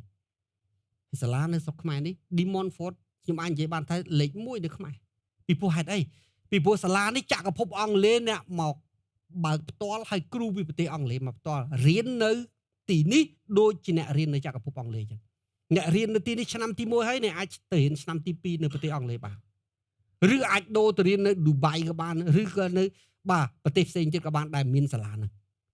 បាទហើយអាក្រេតនេះដូចគ្នាអញ្ចឹងមកខ្ញុំចង់និយាយអ្វីដែលខ្ញុំចង់និយាយកុំឲ្យលោកអ្នកបងប្អូនយល់អីខុសលោកអ្នកបងប្អូនយល់ថាកាលណាជីវិតយើងមានពរយើងអាចបាទធ្វើពពកយើងមានបាទព្រះនឹងគ្រប់គង់អ្វីគ្រប់យ៉ាងបាទអ្នកដទៃមើលមកមិនអស់ចាទេក៏ប៉ុន្តែយើងអាចធ្វើអ្វីដែលយើងចង់ធ្វើថ្វាយព្រះអញ្ចឹងបាទខ្ញុំចង់និយាយថាបើជីវិតខ្ញុំអត់មានអីសូម្បីតែស្លាប់ទៅមិនដឹងថារលុយណាធ្វើបន់ផងបាទអញ្ចឹងតើកូនចៅខ្ញុំត្រូវរស់ម៉េចតើអ្នកជឿព្រះកូនគ្រូគង្វាលត្រូវតែលហាមត្រូវតែជាអ្នកសុំទានឬក៏យ៉ាងម៉េចខ្ញុំថាអត់ទេពួកគេជាពូជរបស់ព្រះអញ្ចឹងខ្ញុំមិនមែនគ្រាន់តែបណ្ដោះឲ្យស្គាល់ព្រះទេគេត្រូវមានចំណេះពីព្រោះគេតំណាងឲ្យនគរព្រះហើយបើអញ្ចឹងខ្ញុំត្រូវរកសាលាដែលល្អបំផុតតាមដែលអាចរកបានអាណាលេខ1អាណាដែលខ្ញុំរកបានល្អជាងគេខ្ញុំទៅយកអាហ្នឹងឯងសួរថាខ្ញុំមានលុយអីបងខ្ញុំទុកចិត្តព្រះពីព្រោះព្រះខ្ញុំមានលុយនឹងរបៀបរស់ហើយខ្ញុំនិយាយគ្រប់បែបយ៉ាងខ្ញុំហៅមនុស្សមកជាក់ស្ដែងបាទហើយពាក្យនេះខ្ញុំនិយាយ20ឆ្នាំហើយ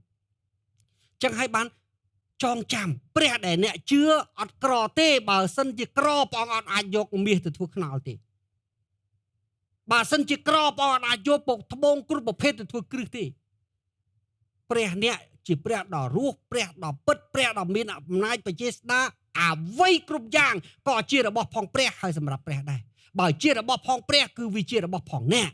នៅពេលដែលព្រះបាទសួរអ៊ីស្រាអែលថាយកព្រះអង្គធ្វើជាព្រះឬអត់ព្រះអង្គប្រាប់ថាផែនដីទាំងមូលជារបស់អញនេះខមណាំងចំពុក19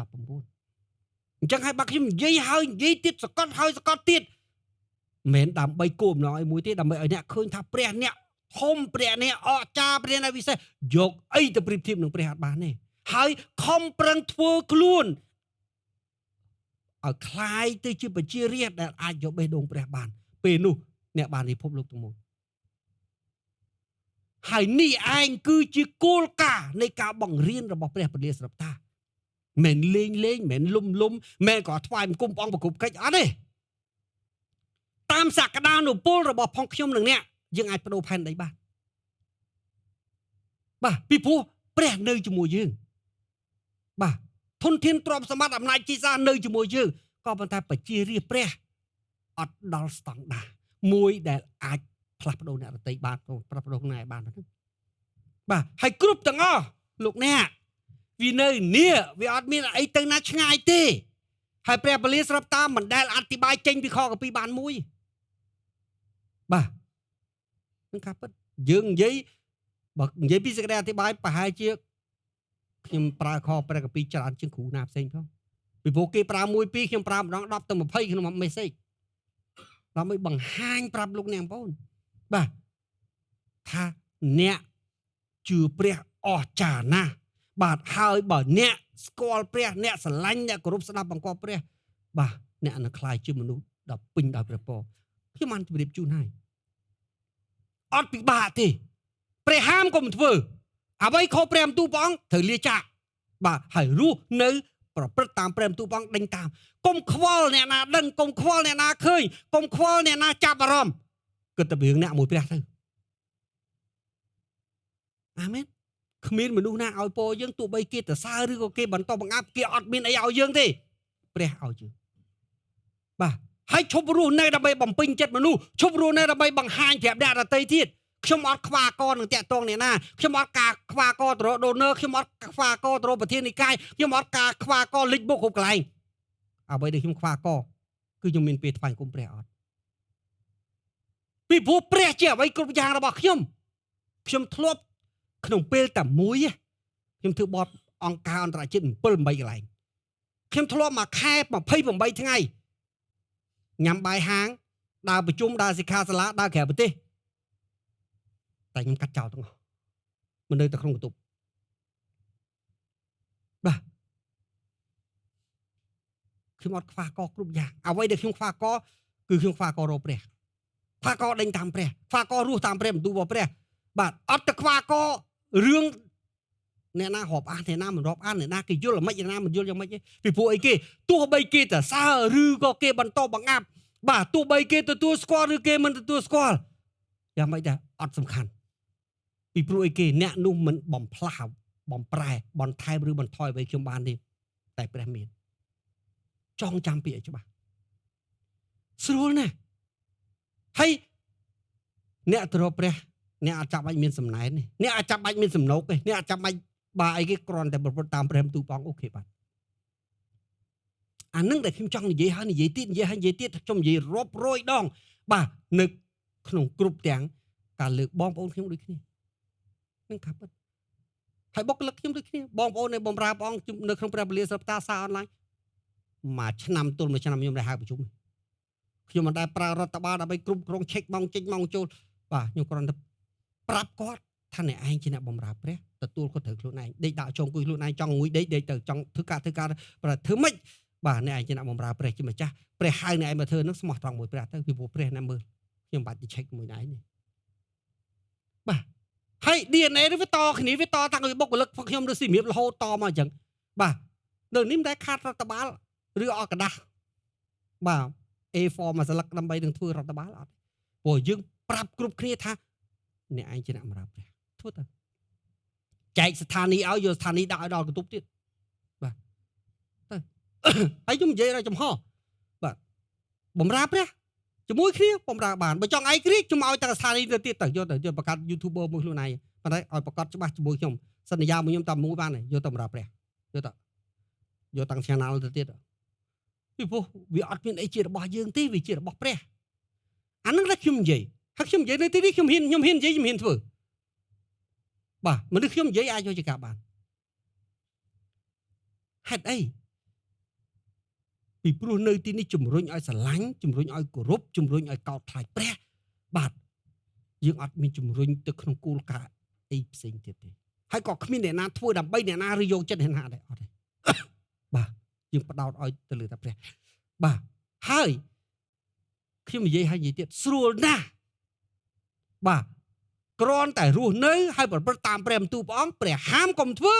បាទអាណាខុសព្រះបន្ទូលព្រះអង្គកុំប្រព្រឹត្តហើយរស់នៅដេញតាមព្រះបន្ទូលព្រះអង្គបើយើងសម្រេចចិត្តហើយដួលងើបសុំទោសព្រះអង្គទៅទៀតងើបសុំទោសព្រះអង្គទៅទៀតដែរតោះលោកអ្នកយើងមើលក្មេងពេលដែលវាងើបដើរជួនកាលក្នុងរយៈពេល 2-3 ខែដែលវាងើបដើរហ្នឹងវាដួលបែកមាត់បែកអីបើកូនស្រីខ្ញុំអាថ្មិញលឿននេះធ្លុះអង្ក្រមនេះរហូតដល់ស្នាមដល់លើដល់កមុំហ្នឹងបាទយើងដើរដួលប៉ុន្តែក្មេងទាំងអស់នោះមិនដែលឈប់ក្នុងការដើรงើបដើរដួលបែកមុខបែកមាត់យ៉ាងច្រើន2ថ្ងៃវាដើរទៀតវាដើររហូតដល់វាអាចដើរបានស្ទាត់រហូតដល់វាចេះរត់ជំនឿគឺអញ្ចឹងនៅពេលដែលអ្នកបងប្អូនសម្រេចចិត្តធ្វើអីមួយមិនមែនលោកអ្នកបងប្អូនអាចឈ្នះពីដំបូងទេខ្ញុំឧទាហរណ៍បើលោកអ្នកបងប្អូនចង់ដោះខ្លួនឯងបាទពីកលិចមករស់នៅជំនួសស្មោះត្រង់អ្នកប្រហែល take time 3 ខែឬអាចដល់កន្លះឆ្នាំឬដល់1ឆ្នាំទើបអាចកែទម្លាប់មួយនឹងបានអញ្ចឹងមានន័យថាអ្នកអាចខុសរាប់រយដងប៉ុន្តែខុសម្ដងហើយសុំទោសព្រះសម្រេចចិត្តដើរទៀតខុសម្ដងហើយសម្រេចសុំទោសព្រះសម្រេចចិត្តដើរទៀតខុសម្ដងហើយសម្រេចចិត្តបាទសុំទោសព្រះសម្រេចចិត្តដើរទៀតរហូតដល់ success អាចខុសហើយមានឱកាសចាប់ដើមអានឹងឯងគេហៅព្រះគុណបាទអានឹងឯងហៅថាព្រះគុណតែព្រះគុណមិនមែនប៉ាវស៊ីប៉ាវចុកទេព្រះគុណមិនមែនធ្វើជំនួសទេព្រះគុណគឺផ្ដល់ឱកាសដល់អ្នកតាំងចិត្តដើម្បីឲ្យគេមានឱកាសចាប់ដើមសាជាថ្មីអានឹងព្រះគុណហើយយើង expect ថាអូមនុស្សជឿព្រះបរិសុទ្ធតាំងពីដំបូងគ្មានទេបាទឲ្យតែមនុស្សក្បាលខ្មៅសុទ្ធតែមានបាបទាំងអស់បាទគ្មានម្នាក់ណាបរិសុទ្ធទេបាទហើយមុននឹងអាចរស់ក្នុងជីវិតបរិសុទ្ធបានបរាជ័យបាទហៀគូតរាប់រយរាប់ពាន់ដងទើបអាចទាំងមកឈ្នះមួយរឿងខ្ញុំនិយាយពីយកជីវិតខ្ញុំមកបាទដូច្នេះកុំខ្លាចនៅក្នុងការដួលឲ្យតែអ្នកខ្លាចជាងគេគឺអ្នក អត់មានការតាំងចិត្តដើម្បីចាប់ដើមបាទមិនថាញាក់ញៀនស្រីមិនថាញាក់ញៀនស្រាមិនថាញាក់ញៀនលបែងមិនថាញាក់ញៀនការពូតផលញៀនស្អីក៏អាចដោះបានដែរដំបងសម្រាប់ចិត្តរស់នៅឲ្យបានត្រឹមត្រូវបាទសូមឲ្យព្រះជាម្ចាស់ជួយ ដួលហើយសូមទោសព្រះព្រះអង្គសូមឱកាសម្ដងទៀតដួលហើយសូមទោសព្រះព្រះអង្គសូមឱកាសនឹងម្ដងទៀតដួលហើយសូមទោសព្រះសូមព្រះអង្គសូមម្ដងទៀតសូមឲ្យតឈ្នះអានឹងនគរព្រះទុកឱកាសបាទឲ្យយើងអញ្ចឹងហើយបានព្រះអង្គទុកឲ្យយើងមានពេលវែងមុននឹងព្រះអង្គលើកយើងទៅឋានសួគ៌ដើម្បីឲ្យយើងមានឱកាសគ្រប់គ្រាន់ពីព្រោះព្រះអង្គប្រកាសច្បាស់ថាម៉េចបើអញបោះហែងទៅធ្លាក់នរកអញប្រកាសទៅហែងគឺស័ក្តិសមធ្លាក់នរកពីព្រោះអីគេអញឲ្យឱកាសហែងរាប់ដល់ហែងមិនព្រមបដូរបើព្រះអង្គឲ្យយើងទៅឋានសួគ៌ព្រះអង្គប្រកាសចិត្តណាហែងស័ក្តិសមចូលឋានសួគ៌ពីព្រោះមានគ្រប់ទាំងសក្តិលបួងលបងលោកគ្រប់យ៉ាងបាទហើយដួលចុះរាប់មិនអស់ប៉ុន្តែឯងនៅតែឯងងើបបានចឹងឯងស័ក្តិសមអាមែននេះជាការពិតបាទហើយព្រះក៏ឲ្យយើងអស់ចិត្តខ្លួនឯងដែរដើម្បីឲ្យកាលណាបើយើងធ្លាក់ទៅនរកឲ្យច្បាស់ថាអញវាស័ក្តិសមហើយពីព្រោះអីគេឱកាសរាប់មិនអស់អញនៅតែអត់យកឈ្នះហើយបើយើងទៅឋានសួគ៌យើងមានមោទនភាពខ្លួនឯងថាខ្ញុំបាទទោះបីជាខ្សោយបន្តិចមែនប៉ុន្តែស័ក្តិសមពីព្រោះអីទេខ្ញុំប្រឹងណាស់បាទទាំងបានខ្ញុំមកដល់ទីនេះព្រះមានមោទនភាពនឹងអ្នកហើយអ្នកក៏មានមោទនភាពនឹងខ្លួនឯងអាមែននេះវាជាការពិតអញ្ចឹងនៅទីនេះអត់បរិញ្ញាឲ្យមនុស្សចាច់គ្នាទេអូអានេះបរិសុទ្ធអានេះមិនបរិសុទ្ធយើងអត់ឲ្យអ្នកមើលអញ្ចឹងទេពីព្រោះអីគេអ្នកអាចឃើញបាបគេបាទហើយគេមិនអាចឃើញបាបអ្នកព្រោះអ្នកប្រកែកលាក់តែព្រះដឹងអាមែនហើយតាមពិតអ្នកដែលភាកច្រើនណាអ្នកដែលយើងឃើញគាត់មានបាបតាមពិតបាបគាត់តូចទេតែអាបាបដែលគាត់ប្រព្រឹត្តហើយអ្នកដទៃអត់ឃើញអាចនឹងបាបធំជាងអាមែនអញ្ចឹងហើយកុំឲ្យចាច់គ្នាគោលដៅរបស់ផងយើងគឺធ្វើម៉េចដើរដល់ឋានសួគ៌អាមែនប្រឹងខ្លួនឯងអូសបងប្អូនទៅជាមួយដោយកងទ័ពអញ្ចឹងបាញ់ការពារទី1សម្រាប់ខ្មាំងទី2ការពារខ្លួនឯងទី3ការពារយុទ្ធមិត្តព្រោះគេក៏បាញ់ការពារយើងក៏បាញ់ការពារគេនឹងគោលការណ៍របស់ឋានសួគ៌បាទខុសពីអ្វីដែលគ្រីបរិស័ទជាទូទៅដូចខ្ញុំជឿព្រះអង្គពីដំបូងអូឲ្យតាណាដួលម៉ូតូអានឹងដឹងធ្វើអីខុសមួយព្រះហ្មងឲ្យតាណាភ្លើងឆេះផ្ទះអានឹងដឹងធ្វើអីខុសមួយព្រះហ្មងឲ្យតាណាមើលទៅកូនមានបញ្ហាអានឹងដឹងតែវាអត់កោតខ្លាចព្រះហ្មងហើយផ្នត់គំនិតហ្នឹងណាគឺមាននៅក្នុងគ្រប់គ្រីបរិស័ទទាំងអស់បាទការពិតតែព្រះមិនបានហៅយើងមកអញ្ចឹងទេព្រះក៏មិនបានបង្រៀនយើងអញ្ចឹងដែរព្រះបង្រៀនយើងឲ្យមានចិត្តក្ដួលអាណិតអាមែនយំសោកនៅពេលដែលឃើញបងប្អូនយើងដួលចុះហើយរកឲ្យវិធីទៅទាញគេមកមិនឲ្យកាត់ក្តីគេទេបាទពីព្រោះថ្ងៃហ្នឹងគេដួលតែឯងមិនប្រកាសជាឈរនៅថ្ងៃស្អែកទេអាមែន អញ្ចឹងហើយបានបាទត្រឡប់មកវិញតើតោះរឿងពស្រួលយកណាហើយខ្ញុំប្រាប់ថាពហៀដូចកំប៉ុងទៅប្រមូលទៅតាក៏បានដែរបាទហើយសួរថាពិបាកអត់ពិបាកទេព្រះហាមកុំធ្វើបាទព្រះបន្ទូលព្រះអង្គណែនាំយ៉ាងម៉េចធ្វើអញ្ចឹងទៅបាទយើងឃើញនៅក្នុងព្រះខ18ប្រាប់ថាម៉េចបាទព្រះអង្គថាម៉េចអ្នកមានព្រះអង្គប្រាប់ថាជីវិតគេដោយដើមឈើនៅចិត្តទឹកអញ្ចឹងបាទហើយមិនមែនចិត្តទឹកអីទេក្បែរទន្លេមិនមែនក្បែរថ្លុកទេថ្លុកអាចគោកតែទន្លេអត់ចេះគោកទេបាទដូចជាដើមឈើដាំនៅមាត់ទឹកដែលចាក់ឫសបាទទៅក្បែរទន្លេមានន័យថាម៉េចហេតុអីបាទព្រះគម្ពីរសង្កត់ឫសពីព្រោះដើមឈើឈរបានបាទរស់ឬមិនរស់បង្កើតផលឬបង្កើតផលមានសុខភាពឬមិនមានសុខភាពស្ថិតលើឫសឬមើលអត់ឃើញកប់ក្នុងដីអាមែនបាទហើយជីវិតយើងទទួលពរឬមិនទទួលពរគ្មានណាមើលឃើញខាងក្រៅទេបាទក៏ប៉ុន្តែទំនាក់ទំនងដ៏ជ្រៅរវាងយើងនិងព្រះដែលអាចកំបាំងតែគ្មានណាមើលឃើញបងថាម៉េចបាទអត់ដឹងរដូវក្តៅអត់ដឹងរដូវក្តៅមិនមែនដើមឈើនឹងបាទអត់ដឹងពេលណាប្រាំងពេលណាវស្សាទេមានន័យថាប្រាំងក៏ប្រាំងទៅវស្សាក៏វស្សាទៅឯងគ្មានអំណាចលើខ្ញុំឡើយហេតុអីពីព្រោះដោយសារតែដើមឈើនឹងដាំនៅជិតទឹកបាទអញ្ចឹង ដើមឈើមានលទ្ធភាពបឺតសារធាតុទឹកគ្រប់គ្រាន់ដែលអាចប្រឆាំងជាមួយនឹងកម្ដៅថ្ងៃបានអញ្ចឹងជីវិតអ្នកដែលជាប់ជាមួយព្រះបាទស្និទ្ធស្នាលជាមួយព្រះជាម្ចាស់ដូចគ្នាអញ្ចឹងកម្ដៅថ្ងៃ symbolic ការធ្លាក់ចុះសេដ្ឋកិច្ច depression បាទយ៉ាងមិនដែរបញ្ហាផ្សេងវាអាចមានជាសកលវាអាចមាននៅក្នុងសង្គមវាអាចមានជាទូទៅក៏ប៉ុន្តែជីវិតដែលមានព្រះអត់តាក់ទងរឿងហ្នឹងឯងអត់តាក់ទងរឿងសេដ្ឋកិច្ចធ្លាក់ឬសេដ្ឋកិច្ចធ្លាក់បិទច្រកហោម៉ូសឬបិទច្រកហោម៉ូសសាំងឡើងថ្លៃឬសាំងឡើងថោកអត់តាក់ទងហ្នឹងឯងតាក់ទងតាំងព្រះទេអាមែនបាទអញ្ចឹងកុំឲ្យយើងគិតថាអូជីវិតយើង depend ទៅលើសេដ្ឋកិច្ចគេដែរច្រឡំហើយជីវិតអ្នកជឿគឺ depend ទៅលើព្រះបាទហើយបើព្រះឲ្យពរហើយមិនថា depression នេះជាឱកាសយើងកាន់តែទទួលពរថែមទៀតអាមែនបាទអត់ដឹងរដូវក្តៅឡើយស្លឹកនៅតែខៀវណាមានន័យថាខៀវជាដរាបអត់ដែរសពូនហើយមិនរឹតត្បិតនៅឆ្នាំដែលរាំងឬឆ្នាំដែលរាំងឬ symbolic អំពីគេបាទទូរភឹកអំណត់បាទក្រខ្សត់បាទអញ្ចឹងព្រះគម្ពីរប្រាប់ថាម៉េចដែលដើមឈើនៅក្នុងទីរហោឋានដើមឈើអត់ទឹកវាខ្សោះហើយវាមិនអាចប្រឈមមុខនឹងកម្ដៅថ្ងៃបាទព្រមទាំងធាតុអាកាសស្ងួតហួតហែងបានយ៉ាងណាជីវិតអ្នកដែលអត់មានពរក៏មិនអាចឈរក្នុងគ្រប់ស្ថានភាពបានដែរតែបើអ្នកមានពរវិញបាទអ្នកស្រស់បំប្រងគ្រប់រដូវកាលសូមនិយាយជាមួយខ្ញុំស្រស់បំប្រងគ្រប់រដូវកាលស្រស់បំប្រងគ្រប់រដូវកាល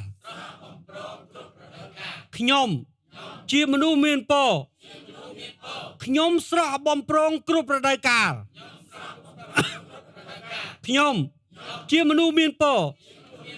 ខ្ញុំស្រស់បំប្រងគ្រប់រដូវកាលអាមែនទំនុកអង្គការចំពុក1ថាម៉េចលក្ខខណ្ឌទំនុកអង្គការចំពុក1ថាម៉េចដើម្បីឲ្យយើងមានពរបាទយើងត្រូវជៀសពីគ្រប់ទាំងដំបូលមានអាក្រក់ដំបូលមានពាក្យដំបូលមានគឺអាវាតបាទឬឯគេដំបូលមានសេចក្តីណែនាំបាទទ្រឹស្ដីដែលអ្នកដទៃឲ្យមកលើយើងអានឹងដំបូលមានដូចគ្រូជោគជ័យគេឲ្យមកលើយើងអានឹងដំបូលមានដែរណែធ្វើអញ្ចេះបានជោគជ័យធ្វើអញ្ចេះបានជោគជ័យមិនបាច់បរៀនខ្ញុំទេខ្ញុំត្រូវបរៀនឯងពីព្រោះខ្ញុំស្គាល់ភាពជោគជ័យពិតប្រាកដខ្ញុំស្គាល់អ្នកដែលនាំឲ្យខ្ញុំជោគជ័យពិតប្រាកដតែឯងចេះតែទ្រឹស្ដីទេចឹងហើយបានពេល COVID គ្រូជោគជ័យបានអស់លីងព្រោះ COVID ស៊ីអស់លីងអាមែនអញ្ចឹងបានជាយើងឃើញកន្លែងនេះព្រះគម្ពីរប្រាប់ថាម៉េចឲ្យគ្រប់ទាំងដំបូលមានអ្វីក៏ដោយឲ្យតែគេឲ្យយោបល់មកតាក់ទងនឹងរឿងអំពើអាក្រក់ត្រូវជៀសវាងទៅលួចទៅប្លន់ទៅបន្លំខ្លះទៅកែគុណភាពខ្លះទៅបាទអញ្ចេះតិចទៅអ្វីក៏ដោយកាលណាគេឲ្យដំបូលមានមកយើងផ្ទៀងព្រះបន្ទូលព្រះព្រាមខុសកុំយកបាទនឹងครับហើយមនុស្សប្រមាណនេះដែលមិនស្គាល់ល្អអាក្រក់មិនស្គាល់ត្រូវឬខុសមិនចាំបាច់រៀនបាទមិនចាំបាច់បើកព្រះគម្ពីរក៏យើងដឹងដែរថាអវ៉ាត់ណាល្អអវ៉ាត់ណាមិនល្អអាមែនបាទហើយតមកទៀតយ៉ាងម៉េចហើយព្រះជាម្ចាស់មានបន្ទូលក្រៅពីជៀសវាងស្រឡាញ់ព្រះអង្គស្រឡាញ់ព្រះបន្ទូលព្រះអង្គសាមញ្ញទេនៅក្នុងខ1ប្រាប់តែរឿង2ជៀសវាងការអាក្រក់ស្រឡាញ់ព្រះបន្ទូលអ្នកនឹងដូចដើមឈើអាមែនហើយខ្ញុំតែងតែនិយាយ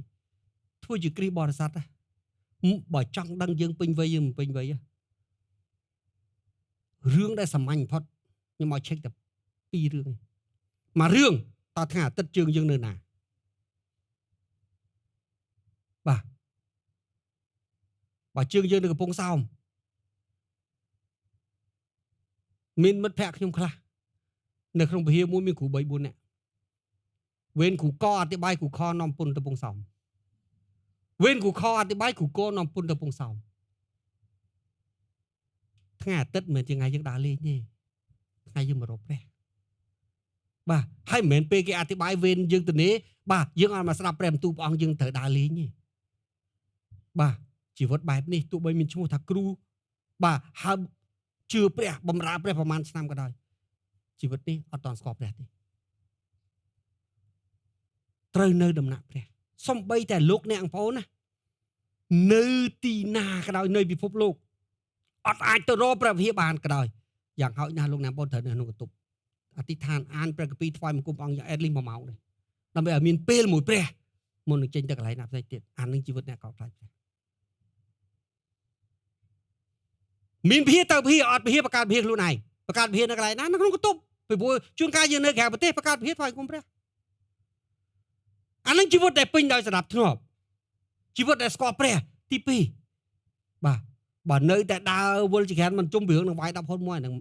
យើងអត់តស្គាល់ព្រះទេបាទដាក់ឬមិនដាក់ដាក់ឬមិនដាក់ដាក់ឬមិនដាក់នៅតែប៉ុណ្្នឹងអាហ្នឹង baby Christian ទេបាទហើយបើរឿងកប៉ិកកប៉ុកទាំងអស់ហ្នឹងយើងមិនអាចធ្វើបានទេយើងអត់អាចទិញបេះដូងព្រះបានទេបាទខ្ញុំព្រះសុខចិត្តឲ្យព្រះលឺកុំឲ្យព្រះខ្វះ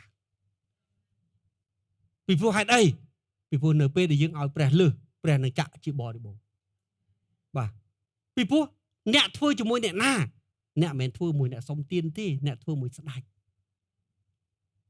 អាមែនសុំចង់ចាំខ្ញុំគ្រាន់តែចង់ជម្រាបជូនលោកអ្នកបងប្អូនចាឥឡូវលោកគ្រូណាថាណែលដុកទ័រលូកា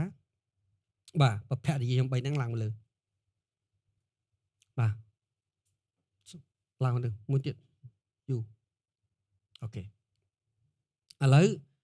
បាទប្រភរិយាខ្ញុំមកទៀតបាទឥឡូវអត់ទេចូលទល់មុខគ្នាចេះបាទយូឡើងមកអូខេឥឡូវខ្ញុំឧទាហរណ៍លោកណាបងប្អូនយល់បាទនេះឥឡូវចេះវិញ10គីឡូដុកទ័រយើងប្រកាសនេះបាទគឺជាព្រះដ៏ជាព្រះបិតាដែលជាចៅក្រមណាខ្ញុំនិយាយនេះជារូបភាពតុលាការឋានសួគ៌នេះចៅក្រមបាទលោកគ្រូតំណាងឲ្យព្រះយេស៊ូវបាទអ្នកគ្រូគឺជាពួកជំនុំរបស់ព្រះដែលគាត់អធិដ្ឋានទៅព្រះជាម្ចាស់នេះទូអង្គរៈយល់ទេអញ្ចឹងពេលដែលអ្នកគ្រូគាត់សុំទៅព្រះវរបិតារឿងអីមួយណាព្រះអង្គទឹកចិត្តជាកូនគឺចង់ឲ្យគ្រប់យ៉ាងហើយចង់ឲ្យរបស់ដែលល្អបំផុតប៉ុន្តែស្រាប់តែអីគេនៅពេលដែលព្រះវរបិតាបាទចង់ឆ្លើយទៅកាន់ព្រះយេស៊ូវអត់ចង់ឆ្លើយទៅកាន់កូនព្រះអង្គឆ្លើយបានទេហេតុអីពីព្រោះនៅតុលាការហ្នឹងអរិយនឹង24ម៉ោងនៅនឹងដែរនេះប្រព័ន្ធតុលាការឋានសួគ៌ដូចប្រព័ន្ធតុលាការអញ្ចឹងហើយពេលដែលគាត់អធិដ្ឋានទៅព្រះវរបិតាតាមរយៈព្រះយេស៊ូវបាទព្រះយេស៊ូវចាប់ផ្ដើមទៅអីគេចាប់ផ្ដើមហើយនៅព្រះវរបិតាចង់ឲ្យពោទៅកូនព្រះចង់ខ្វាកហើយបើសិនជាអត់មានអ្នកប្រឆាំងឲ្យផែនទៅមូលក៏ប៉ុន្តែជាមួយគ្នាពេលដែលគាត់រៀបឆ្លើយយ៉ាងមិនដែរអរិយចាប់ផ្ដើមមើលទៅណាមើលទៅអ្នកគ្រូបាទមើលទៅអ្នកគ្រូថាស័កសមអត់បើអត់ស័កសមអរិយនឹងនិយាយទៅកាន់ព្រះវរបិតាអាមិនបានចោលពោកូនស្រីនឹងអត់ដែរដាក់ទៅវាយ10ហូត1ទេកូនស្រីនឹងអត់ដែរទៅព្រះវិហារកូនស្រីនឹងបាទយ៉ាងមិនដែរលូកចូលទៅក្នុងថង់ដកតាមពិតយកលុយព្រះមកត្រឡប់មកវិញទេខ្ញុំឧទាហរណ៍យល់អត់ចងចាំណាពាក្យថាព្រះគឺយុត្តិធម៌ហើយបរិសុទ្ធយុត្តិធម៌សំបីតែជាមួយខ្មាំងសត្រូវអត់បំពេញទេព្រះជាអ្នកបង្កើតច្បាប់ហើយជាអ្នករក្សាច្បាប់យើងត្រូវយល់ពីផលលំបាករបស់ព្រះក៏មានផលលំបាករបស់ព្រះអង្គដែរផលលំបាករបស់ព្រះអង្គគឺមិនអាចឲ្យអ្វីទៅកាន់កូនរបស់ព្រះអង្គដែលគ្មានគុណបំណាច់ទេអ្នកត្រូវយល់បាទអញ្ចឹងហើយបានជាអីគេព្រះមានព្រះបន្ទូលព្រះអង្គដែលជាក្បួនខ្នាតប្រាប់ទៅកាន់កូនស្រីរបស់ព្រះអង្គថាណែឯងទៅធ្វើអានេះដើម្បីឲ្យអញមានលេសឲ្យពរឲ្យផងយល់ទេអញ្ចឹងដង្វាយ10ហូត1ក្តីការរក្សាថ្ងៃបរិសុទ្ធក្តីបាទដែលព្រះបន្ទូលបានណែនាំហ្នឹងមិនត្រឹមតែជារបៀបរស់នៅដើម្បីកសាងភាពបរិសុទ្ធក្នុងនាមជាកូនព្រះជាម្ចាស់ទេប៉ុន្តែជាហេតុផលដែលនាំឲ្យព្រះនេះអាចឲ្យពរទៅកាន់គាត់ដោយអរិយបិទមាត់អរិយអាមែនអរគុណយើងត្រូវយល់ពីរឿងហ្នឹងបាទអញ្ចឹងយើងត្រូវបង្កើតហេតុផលដើម្បីឲ្យព្រះអាចនឹងមានអីនិយាយមកអរិយផងពីព្រោះអរិយវាចាំតែជំទាស់ឯង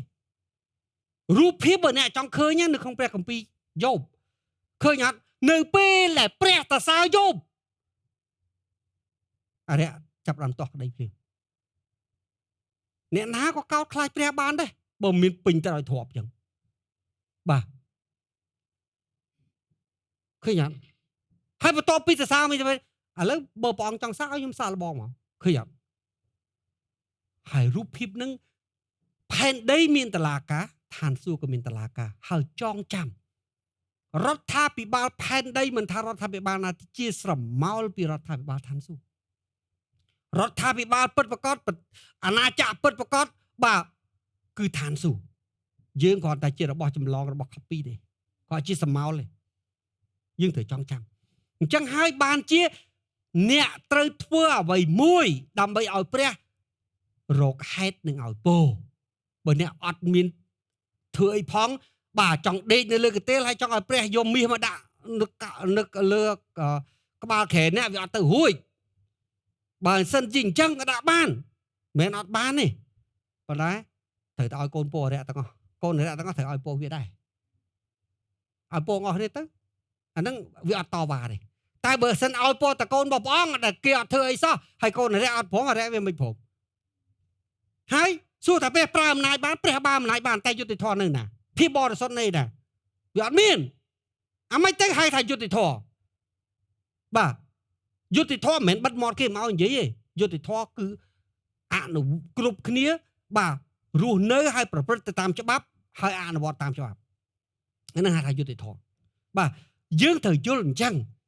ហើយបានជាអីគេកូនព្រះខ្លះរតែប្រពោអត់មានហេតុអីពីព្រោះជីវិតហ្នឹងវាអត់មានហេតុដើម្បីឲ្យព្រះឲ្យពរកើតអ្នកត្រូវបង្កើតហេតុដើម្បីឲ្យពរដើម្បីឲ្យព្រះអាចឲ្យពរអ្នកហើយហេតុដែលល្អជាងគេប្រព្រឹត្តតាមព្រះបន្ទូលព្រះអង្គបាទរក្សាថ្ងៃបរិសុទ្ធស្រឡាញ់គោរពស្ដាប់បង្គាប់ព្រះជាម្ចាស់ពីព្រោះអ្វីដែលនាំឲ្យអ្នកមានពរមានអស់ហើយក្នុងព្រះគម្ពីរអាមែនបាទដូចអ្នកលក់អូឡ িম্প ិកចឹងមនុស្សជាទូទៅយល់ថាថ្ងៃអាទិត្យអូមនុស្សច្រើនណាស់បាទគាត់ត្រូវសួរខ្លួនឯងតើខ្ញុំចង់យកពរពីមនុស្សបាទដើម្បីមនុស្សថ្ងៃហ្នឹងឬខ្ញុំចង់យកពរពីព្រះគាត់បិទចោលបាទបើព្រះចង់ទុកឲ្យគាត់ទី1ពេលល្ងាចថ្ងៃអាទិត្យផុតពីថ្វាយអង្គមព្រះអង្គយើងលក់បានទេព្រោះយើងអត់ដូចពួកបាទអត់ដូចអ្នកថ្វាយអង្គមគ្រាសញ្ញាចាស់ហើយទី2បាទបើព្រះមកឲ្យពរគាត់ថ្ងៃច័ន្ទព្រះឲ្យពរបានតាបាទគាត់នៅតែលក់មិនអាចចាញ់អ្នកដទៃបានអាហ្នឹងការពិត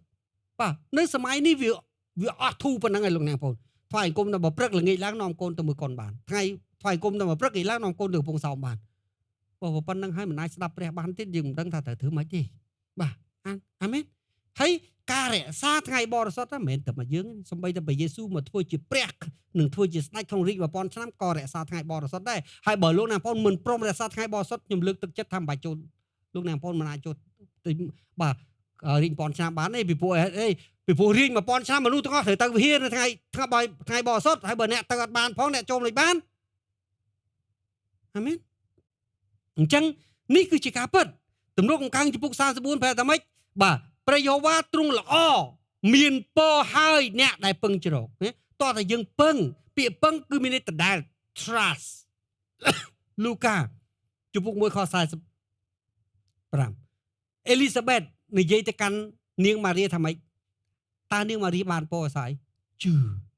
ព្រះនិយាយមិនជឿចឹងអាមែនពីព្រោះព្រះប្រាប់ថាម៉េចតើ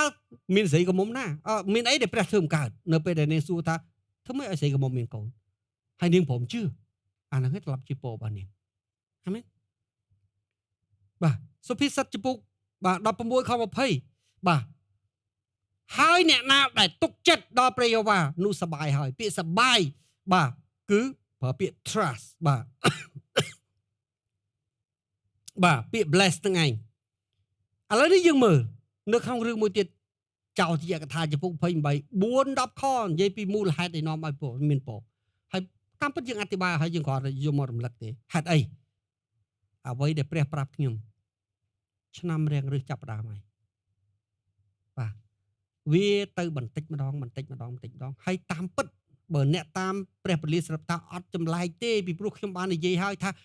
អ្វីដែលព្រះឲ្យពួកបរិសុទ្ធមើលឃើញតាមរយៈ pattern និងគោលការណ៍ក្នុងព្រះគម្ពីរយើងដឹងថាពិភពលោកគឺយើងអាចទស្សន៍ទាយបានត្រឹមតែ4 10ឆ្នាំទេផុតពីនឹងយើងទាយលេខបានហើយខ្ញុំនិយាយពីឆ្នាំល្អទាំង7ឆ្នាំគូស្គមទាំង7ឥឡូវនេះយើងចូលដល់ក្បាល10ឆ្នាំឯងគ្រូ10ហើយមែនទេបាទចូល10ហើយបាទអញ្ចឹងវានៅសល់តែ2 3ឆ្នាំទៀតហ្នឹងឯងខ្ញុំបានជម្រាបជូនហើយអ្វីនឹងផ្លាស់ប្រែ100 លើ100នៅឆ្នាំ2030បាទពីព្រោះ2030 New World Order គេ activate ហើយបាទ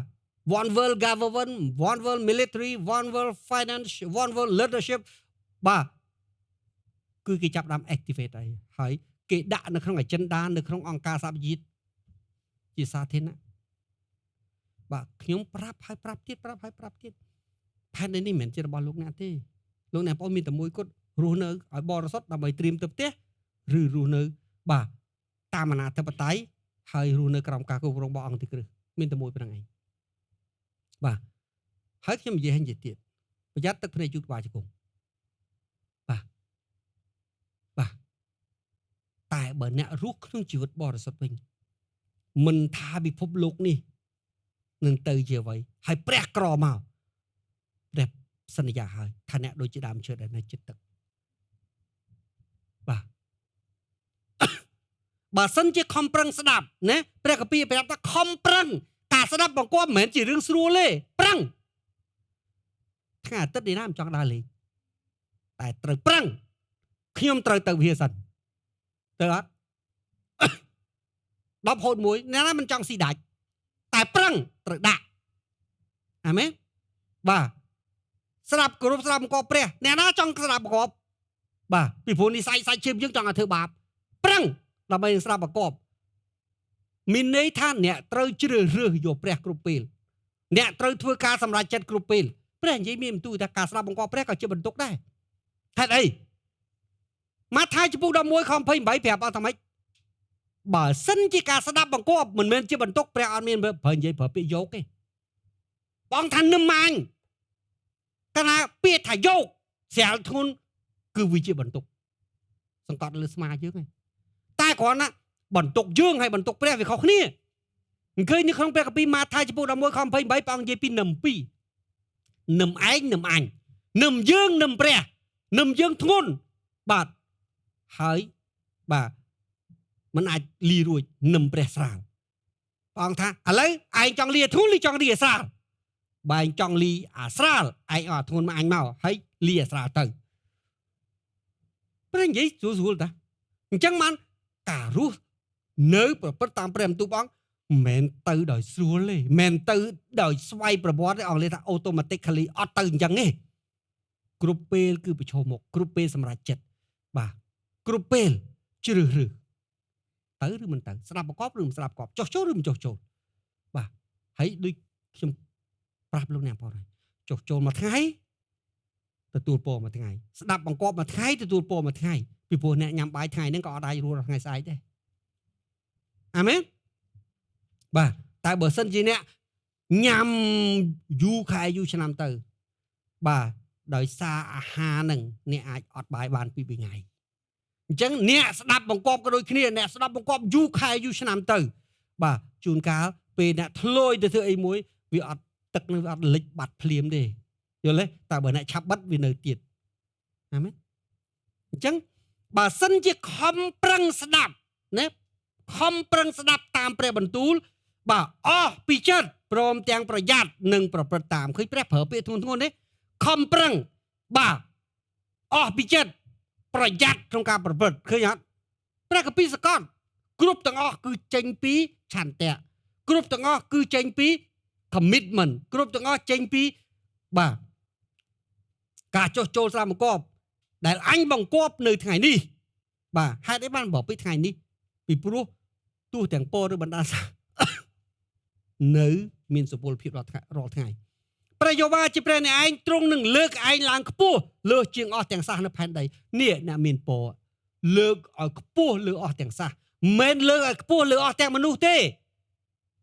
មិនបង compare មនុស្សម្នាក់ទៅមនុស្សម្នាក់ទេ compare មនុស្សម្នាក់ទៅគ្រប់ទាំងជាតិសាសន៍ ឃើញអត់អាមែនបាទអាកន្លែងណាខ្ពស់ជាងគេឃើញបងឲ្យ concept យើងឯងកន្លែងណាខ្ពស់ជាងគេរបស់ឯងកន្លែងណាខ្ពស់ជាងគេអញចង់ឲ្យឯងទៅកន្លែងណាខ្ពស់ជាងគេអញចង់ឲ្យឯងឈរកន្លែងណាខ្ពស់ជាងគេអញចង់ឲ្យឯងមានពរឃើញព្រះនិយាយអត់កុំនិយាយថាអូជឿព្រះត្រូវតែលហាមតទៅឋានសួគ៌បានមានទៅឋានសួគ៌មានយកមកធ្វើអីអាមែនដូចខ្ញុំថាអញ្ចឹងបើកន្លែងនឹងពោពេញដោយមាសហើយអ្នកយកមាសទៅមានតម្លៃអីនៅកន្លែងបាទដែលពោពេញទៅដោយមាសប្រហែលជាដលងថ្លៃជាងអាមែនប្រហែលជាដលងថ្លៃជាងពីព្រោះហេតុអីពីព្រោះយកមាសទៅដូរមាសមានណាគេយកទេប៉ុន្តែបើសិនជាអ្នកមានមាសហើយខ្ញុំមានដលងប្រហែលជាគេអាចយកមាសមកដូរដលងខ្ញុំអាមែននេះជាការពិតអញ្ចឹងហើយបាទព្រះជាម្ចាស់មានទូលថាម៉េចអញបង្គាប់ដល់ឯងនៅថ្ងៃនេះនោះព្រះយេហូវ៉ាជាព្រះឯងទ្រង់នឹងលើកឯងឡើងជាខ្ពស់បាទសូមនិយាយជាមួយខ្ញុំទ្រង់លើកឡើងជាខ្ពស់ទ្រង់លើកឡើងជាខ្ពស់លើសជាងអស់ទាំងសះឃើញអត់មិនមែនមួយសះពីរសះទេអស់ទាំងសះបាទហើយខកពីនឹងហើយដែលយើងឲ្យពររាល់ថ្ងៃហើយលោកណាបងថាហេគ្រូទាំងអស់នេះបានពរពីណាមកពរចេញពីខកពីហ្នឹងហើយយើងច្បិចយកគ្រប់ខហ្នឹងហើយអាមែនលើសជាងអស់ទាំងសះនៅផែនដីខ2អស់ទាំងពរនិយាយជាមួយខ្ញុំអស់ទាំងពរបាទពីអស់ទាំងពររាប់មកអីខ្លះរាប់មកស្អីខ្លះដែរលោកណាបងគិតថាពរសុខភាពលុយកាក់ថវិកាកេរ្តិ៍ឈ្មោះបនស័ក្តិឋានៈទូនីតិភាពជោគជ័យបាទសុភមង្គលក្នុងគ្រួសារពរអត់ឲ្យតែអ្នកថាពរគឺវានៅក្នុងនឹងអស់ទាំងពរអាមែនបាទអស់ទាំងពរនឹងបានផ្សាយពាក្យផ្សាយលោកណាបងបាទមានន័យថាម៉េចកាលណាផ្សាយបានទី1ត្រូវមានសោះត្រូវមានប្រភពដោយព្រះពន្លាសម្រាប់តារាងសាធីវីយើងផ្សាយបាទព្រះបន្ទូលព្រះអង្គទៅកាន់ពិភពលោកទាំងមូលតែវាត្រូវតែចេញពីកន្លែងណាមួយអាមែនបាទពាក្យផ្សាយគឺវាជាអីគេរលក frequency ដែលហុចបញ្ជូនពី central ទៅកាន់កន្លែងដទៃផ្សេងទៀតអាមែនបាទផ្សាយមកលើឯងហើយរត់មករកឯងញ៉េមិនយើងដើរទៅរកពរទេមនុស្សមានពរវារត់មករកយើងសូមចាំមកលោកអ្នកបងពរជារបស់ល្អពរមានជាបរិភោគបាទហើយពរបាទវាស្គាល់អ្នកណាដែលជាម្ចាស់វាហើយវាទៅរត់យើងធ្វើខ្លួនឲ្យคล้ายទៅជាមនុស្សមានពរឲ្យคล้ายទៅជាម្ចាស់នៃប្រពរមិនបាច់ទៅរកពរទេពរវារត់មកទេអាមែនបាទរត់មករកឯងបើឯងនឹងស្ដាប់តាមព្រះបន្ទូលឃើញព្រះអង្គលក្ខខណ្ឌទីស្ដាប់តាមព្រះបន្ទូលនៃព្រះជាព្រះឯងនឹងមានពរនៅក្នុងក្រុងអ្នកនៅក្នុងទីក្រុងមានពរក្នុងទីក្រុងអ្នកនៅស្រែមានពរនៅស្រែព្រះនិយាយតាណាបាទអ្នកដែលរៀបការមានកូនបាទអ្នកចិញ្ចឹមកូនចិញ្ចឹមទាបាទកូនចៅរបស់គេបាទជ្រកគូមន់ទេរបស់ផងគេកើតពរជាបរិបូរព្រោះព្រះអង្គថាម៉េចពរកើតពីពោះពរកើតពីដីឃើញព្រះអង្គនិយាយអត់ពរគ្រប់ប្រភេទដែរអាមែនពរកើតពីសត្វបាទជាសេចក្តីចម្រើនរបស់គូនិងកូនទាំងប្រមាណរបស់ជាមឯងមានពរគ្រប់ទាំងអស់លោកអ្នកបងចាំតំណើឬយ៉ាកុបអត់ដោយព្រោះយ៉ាកុបគាត់ជាមនុស្សមានពរពេលដែលគាត់ទៅធ្វើអីគាត់បានហ្នឹងពេលដែលគាត់ទៅចិញ្ចឹមបាទពេលដែលគាត់ទៅពីដំបងឡាប៉ាន់ជាមគាត់មានតិចតែដល់ពេលអ្នកមានពរទៅខ្វៀលកើតជាបរិបូរឲ្យចម្រើនច្រើនជាងអ្នកណាទាំងអស់នៅក្នុងតំបន់ហ្នឹងបាទដល់ទៅពេលគាត់និយាយជាមួយឡាប៉ាន់ថាឥឡូវ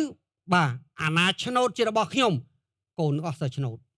បើគាត់និយាយថាអូអាណាបាទឆ្នោតជារបស់ឪឯងអាល្អជារបស់ខ្ញុំកូនមកល្អទាំងអស់ពីព្រោះពពវិរុទ្ធរតមនុស្សដែលមានពរអាមែនបាទហើយយើងឃើញនៅកន្លែងនេះបាទកំប្រោងនឹងស្បៀងអាហារអញ្ចឹងកំប្រោង symbolic អីគេធនាគារ symbolic បាទសេដ្ឋកិច្ចរបស់យើង នឹងអាហាររបស់ឯងនឹងមានពរដែរឯងនឹងមានពរក្នុងការដែលឯងដើរចូលគាត់ដើរចូលផ្ទះពរនៅចាំនៅផ្ទះដើរចេញពីផ្ទះពរចាំអត់ទ្វារក្រុងឃើញបងនិយាយអត់ពរវានៅគ្រប់កន្លែងទាំងអស់តាណាក៏មានពរដែរវាស្ថិតនៅលើតើអ្នកមានពរឬអត់តែប៉ុណ្្នឹងទេកុំនិយាយថាតានេះមានពរតានេះមានពរវាអត់ស្ថិតនៅលើរឿងហ្នឹងទេវាស្ថិតនៅលើតើអ្នកជាមនុស្សមានពរឬអត់បើអ្នកមានពរវានៅគ្រប់កន្លែងវាចាំអ្នកស្រាប់ទេពរវាស្ទាក់រកតែម្ចាស់ហ្នឹងអាមែនព្រះយេហូវ៉ាទ្រង់ធ្វើឲ្យពួកខ្មាំងសត្រូវលើគ្នាមកតនឹងឯងត្រូវចុះចាញ់គេនឹងមកតនឹងឯងផ្លូវមួយហើយនឹងរត់ទៅផ្លូវ7ឲ្យរួចពីមុខឯងញ៉េអញ្ចឹងសំបីតអ្នកមានពរយ៉ាងម៉េចដែរ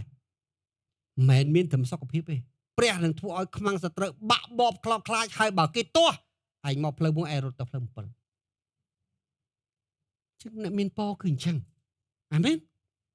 បាទអញ្ចឹងបាននៅពេលដែលយើងជាម្ចាស់នៃព្រះនឹងគម្រាបគ្រប់យ៉ាងសូម្បីតែខ្មាំងសត្រូវរបស់យើងអញ្ចឹងហើយបាន យើងនាំពួកជំនុំអធិដ្ឋានតមយើងនាំពួកជំនុំប្រកាសយើងនាំពួកជំនុំបាទតស៊ូខាងពលឹងវិញ្ញាណដើម្បីការពារស្រុកទេសនេះពីព្រោះហេតុអីពីព្រោះនៅលើផែនដីនេះព្រះគម្ពីរប្រាប់ថាស្ថាប័នត្រូវមាន2ហើយស្ថាប័ន2ត្រូវចងជាប់គ្នាបាទបើប្រទេសណាមានស្ថាប័នតែមួយប្រទេសនឹងមិនអាចឈរជាប់ទេស្ថាប័ននោះគឺស្ថាប័នសង្ឃនិងស្ថាប័នស្ដេចស្ថាប័នស្ដេចតំណាងឲ្យរដ្ឋាភិបាលស្ថាប័នសង្ឃតំណាងឲ្យពួកបរិសុទ្ធបាទហើយពីរនឹងត្រូវធ្វើការជាមួយគ្នាបាទពីព្រោះហេតុអីព្រះយើងជាព្រះហើយជាស្ដេចនៅពេលដែលព្រះចាប់បង្កើននគរព្រះបង្កើននគរឲ្យមានស្ថាប័ន2ហើយឲ្យស្ថាប័ន2ធ្វើការជាមួយគ្នាព្រះឲ្យម៉ូសេតំណាងឲ្យស្ដេចព្រះឲ្យអារ៉ុនតំណាងឲ្យសង្ឃហើយធ្វើការចូលគ្នាបាទហើយគ្រប់ទាំងអស់គឺអញ្ចឹងហើយបានជាអីគេព្រះតាំងរដ្ឋាភិបាលព្រះរៀបចំ government បាទនេះគឺតំណាងឲ្យស្ដេចស្ថាប័នស្ដេចឲ្យគេធ្វើរឿងរបស់គេទៅយើងស្ថាប័នសង្ឃគឺពួកបរិសុទ្ធអធិដ្ឋានឲ្យពរគេ support គេនិយាយពីការល្អគ្រប់គ្រងគេនោះជាអ្វីដែលព្រះពលិសរាប់តាធ្វើបាទហើយយើងត្រូវយល់បាទពីព្រោះបើយើងរស់នៅលើទឹកដីនឹងយើងត្រូវការពារទឹកដីនឹងអាមែនព្រះយេហូវ៉ាទ្រង់ធ្វើឲ្យខ្មាំងសត្រូវលើកគ្នាមកតនឹងឯងត្រូវចោះចាញ់គេនឹងដេញតាមឯងតាមផ្លូវមួយហើយនឹងរត់ទៅផ្លូវ7វិញខ8ព្រះយេហូវ៉ានឹងបង្គាប់ឲ្យមានពរដល់ជង្រុកណាព្រះអង្គបង្គាប់ជង្រុកឲ្យមានពរជង្រុកឲ្យបាទមានធាជាបរិបូរជង្រុកឲ្យមានពេញដោយរបស់ល្អបាទជង្រុកនឹងគឺអីគេលើសពីរបស់ញ៉ាំគឺរបស់ស្តុកទុកអាមែនបាទហើយលើគ្រប់ទាំងការអ្វីដែលឯងដៃធ្វើអ្វីដែលដៃឯងធ្វើមិនយើងមានពរយើងខ្ជិលទេធ្វើជាធម្មតាក៏ប៉ុន្តែយើងធ្វើ1ចម្រើន10យើងធ្វើ10ចម្រើន100ពីព្រោះដៃមានពរគឺអញ្ចឹងកាលណាមានពរគឺដៃនឹងត្រឡប់ជា multiply ពហុគុណ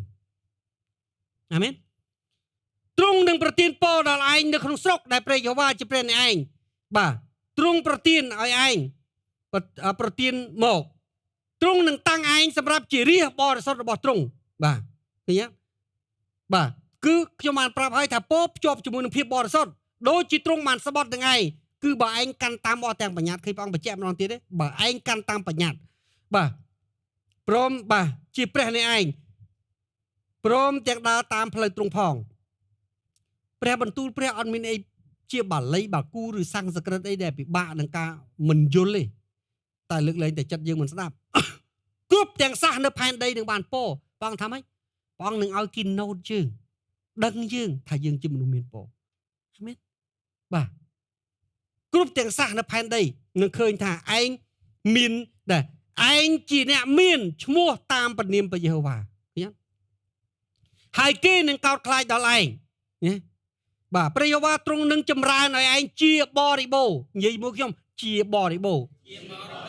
បាទពាក្យជាបរិបូរមិនមែនន័យថាមកឆ្អែតទេមកខុបទេលើសពីត្រូវការសល់គោទុកអាមែនដោយផលដែលកើតបាទពីពស់ហ្វូងសัตว์និងផលដែលកើតពីដីនៅស្រុកដែលព្រះយេហូវ៉ាបានស្បត់នឹងពួកអាយកោឯងខ12ព្រះយេហូវ៉ាទ្រង់នឹងបើកឃ្លាំងដ៏វិសេសរបស់ទ្រង់អញ្ចឹងយើងធ្វើអីព្រះអង្គនឹងចម្រើនព្រះអង្គនឹងពហុគុណមិនត្រឹមតែអញ្ចឹងទេ ព្រះអង្គពហុគុណចេញពីដីព្រះអង្គពហុគុណចេញពីហ្វូងសត្វព្រះអង្គពហុគុណចេញពីស្រែចម្ការយើងមិនគ្រប់គ្រាន់ទេបើកឋានសួគ៌ចាក់មកឲ្យថែមទៀតអញ្ចឹងពរអ្នកមកពីក្រោមបាទពរអ្នកមកពីលើខ្វះខាតយ៉ាងម៉េចកើតក្រយ៉ាងម៉េចកើតអាមែនបាទអញ្ចឹងហើយបានខ្ញុំប្រាប់ថានៅពេលដែលយើងមានព្រះនៅពេលដែលយើងយកបានចិត្តព្រះផែនដីជារបស់យើងឋានសួគ៌ក៏ជារបស់យើងដែរណាដល់វិសេសរបស់ទ្រង់ដល់ឯងគឺជាភ្លៀងផ្ទៃមេឃឲ្យមានភ្លៀងធ្លាក់មកសម្រាប់ស្រុកឯងតាមរដូវកាលបាទអញ្ចឹងវាជាពរហើយនឹងឲ្យពរដល់ក្នុងការដែលឯងធ្វើនោះឯងនឹងមានសះជាច្រើននោះឯងនឹងឲ្យសះជាច្រើនខ្ចីអត់ដែលខ្ចីពីគេវិញឡើយនេះបងថាមានរហូតដល់ឲ្យគេខ្ចីអាមែនតែមិនដែលខ្ចីពីគេវិញនេះគឺគ្រប់ទាំងអស់នឹងឯងដែលយើងយកមកឲ្យពររាល់ថ្ងៃបាទព្រះយេហូវ៉ាទ្រង់នឹងតាំងឯងទុកជាក្បាលមិនមែនជាកន្ទុយបាទអញ្ចឹងយើងដឹងហើយក្បាលនៅខាងលើកន្ទុយនៅខាងក្រោមបាទមានន័យថាម៉េចផងតែងតែឲ្យយើងធ្វើអ្នកដឹកនាំឲ្យយើងធ្វើជាមេបាទឲ្យយើងជាទីបញ្ចេញពរព្រះនិយាយឲ្យតាបាទបើយើងមើលពររបស់ផងព្រះយើងនឹងស្គាល់ទឹកចិត្តរបស់ផងព្រះហើយកុំនិយាយថាអូអានឹងសម្រាប់អ៊ីស្រាអែលទេអានឹងគ្រាសញ្ញាចាស់ទេបងប្អូនកាត់ស្រាយអញ្ចឹងបាទបងប្អូនយកព្រះមកចងដៃចងជើងហ្នឹងអត់អញ្ចឹងទេមិនថាព្រះគម្ពីរលោកុបាទឬព្រះគម្ពីរវិវរណៈទេព្រះគម្ពីរគឺព្រះគម្ពីរហើយព្រះតែមួយដែលសរសេរអត្ថបទព្រះគម្ពីរហ្នឹងសេចក្តីសន្យាសម្រាប់អ៊ីស្រាអែលក៏សម្រាប់លោកអ្នកបងប្អូនសេចក្តីសន្យាលោកអ្នកបងប្អូនក៏សម្រាប់អ៊ីស្រាអែលសេចក្តីសន្យាមួយគឺសម្រាប់គ្រប់មនុស្សទាំងអស់គឺអស់អ្នកដែលស្រឡាញ់កោតខ្លាចព្រះវាអត់តាក់ទងនឹងឈ្មោះអ៊ីស្រាអែលឬអ្នកដទៃតាក់ទងនឹងតែអ្នកឯងរស់នៅតាមព្រះបន្ទូលឬអត់តែប៉ុណ្្នឹងគឺបើឯងនឹងស្ដាប់តាមអស់ទាំងបញ្ញត្តិបាទឃើញបញ្ជាក់បងបញ្ជាក់លើកទី3ហ៎បាទគោលសំខាន់ជាងគេគឺព្រះអង្គបាទឲ្យរៀបអង្គរស់តាមព្រះបន្ទូលជាព្រះនេះឯងដែលឯងបង្គាប់ដល់ថ្ងៃនេះដើម្បីនឹងកាន់ហើយប្រព្រឹត្តតាម